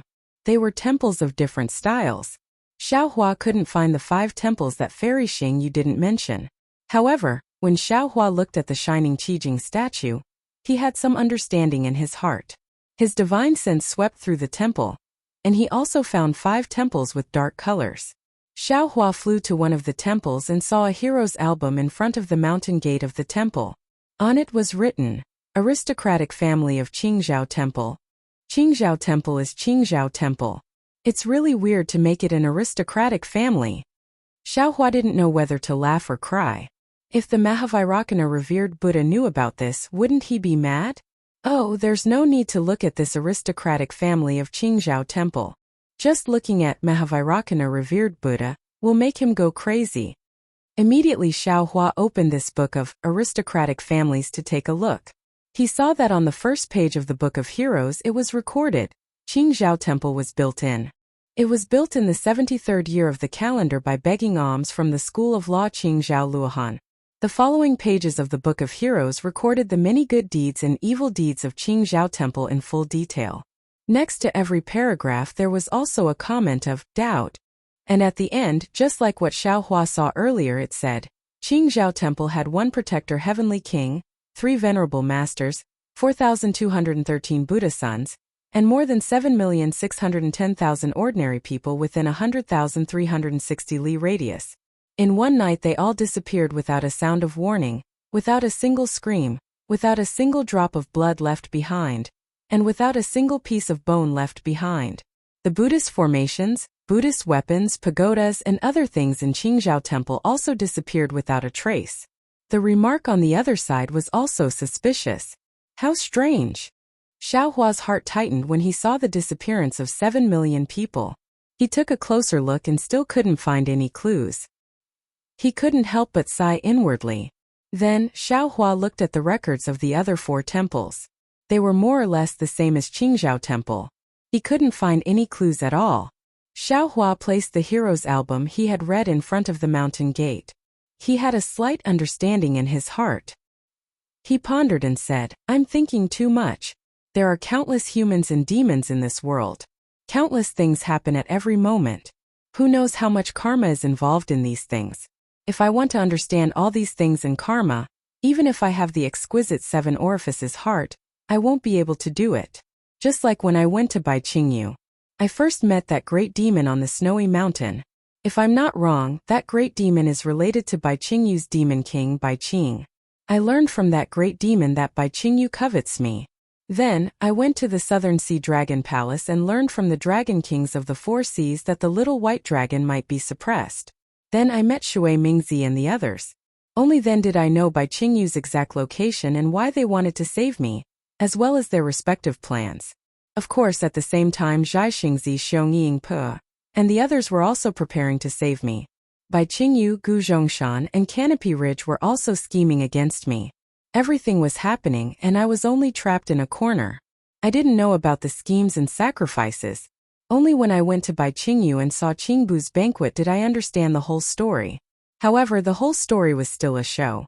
Only when Bai Xian made a move did I see the real mastermind behind the scenes. And the mastermind's motive is bitter and pitiful. That's right, Josiah is right. Everything in the world that is complicated and enigmatic is indeed a beautiful scenery. But this scenery is nothing but nothingness. Only the source and the truth behind the complicated and enigmatic things are eternal beauty. Xiaohua instantly thought of that world-toppling beauty again. That face was truly refined. It was the first time Xiaohua had seen such a face in his life. Unless I can break away from these karma and jump out of the 5 elements, I'll be able to see the truth of the world. Xiaohua instantly had another realization. Cryptic waves flashed around his body. He was delighted and didn't dare to be negligent. He hurriedly sat cross-legged in the Hall of Heroes. That cryptic wave emitted from his body and landed on every book of heroes. Every time it passed by a book of heroes, thousands of inscriptions would fly out from the book of heroes and swarm into the wave. Furthermore, every inscription would turn into a stroke and disappear. Looking at Xiaohua's figure again, it was also swaying like light and shadow as the inscriptions entered. Every time it swayed, his figure would change a little. When the wave enveloped the entire Hall of Heroes, Xiaohua's figure had already turned into a karma hand. Swoosh! The wave immediately reverberated when it touched the stone wall of the Hall of Heroes. The karma hand formed by Xiaohua produced thousands of thin threads and fell into the thousands of sculptures one by one. The strokes that had previously fallen into the wave turned into a trickle and flowed into the karma hand along with the karma threads. In just a few breaths, the reverberating wave collided with the karma hand again. The wave was like a surging wave. Strange scenes of light and shadow flashed in this wave. At the same time, the wave spread out in all directions with the karma hand as the center. It rushed through the restriction of the Hall of Heroes and fell into the entire Zhai Xinglu. Huh? On the top floor of Zhai Xinglu, Fairy Xingyu and Suji seemed to be talking about something. The water-blue thunder mark between Suji's eyebrows suddenly flashed. Suji was shocked. Just as he was about to get up, the wave of the karma wave had already wrapped around Suji. Suji seemed to be imprisoned. Both his figure and expression were frozen in place. It was the same for Fairy Xingyu, who was opposite Suji. Her bare ankles flashed with a pure white luster and were slightly raised. The fluorescence from her toenails that were smeared with starlight also froze in mid-air. If the 2 immortals were controlled by the wave of karma, how could the other humans in Zhai Xinglu be spared? The entire Zhai Xinglu turned into a solidified light and shadow in the river of karma. Both time and space were still. Waves of karma surged out from the karma hand. The threads of karma were born from the thousands of sculptures. Through the records they surged to various parts of the Thousand Demon Sacred Realm. It was unknown how long it took. Time was not the only and absolute thing in the river of karma. The area affected by the river of karma was also unknown. However, in the stillness of everything, the thunder mark between Suji's eyebrows flashed again. Swoosh! A spear-like object flew out of the thunder mark. As soon as it appeared, an extremely obscure wave fell into the river of karma. Gotcha! A crack appeared where the ripple was. The stillness of the Thousand Demons Sacred Realm in Zhai Xinglu was shattered. At the same time, the seemingly endless river of karma was also cut off. However, it disappeared in an instant, You're tuning in to the Lee May's Sword of Destiny YouTube channel. We're so grateful for your support, and don't forget to subscribe to join us on this incredible journey through captivating stories. Your generosity through donations truly makes a world of difference, as it's the primary source of revenue that allows me to expand and enhance this channel for you. Thank you from the bottom of my heart for being a part of this adventure.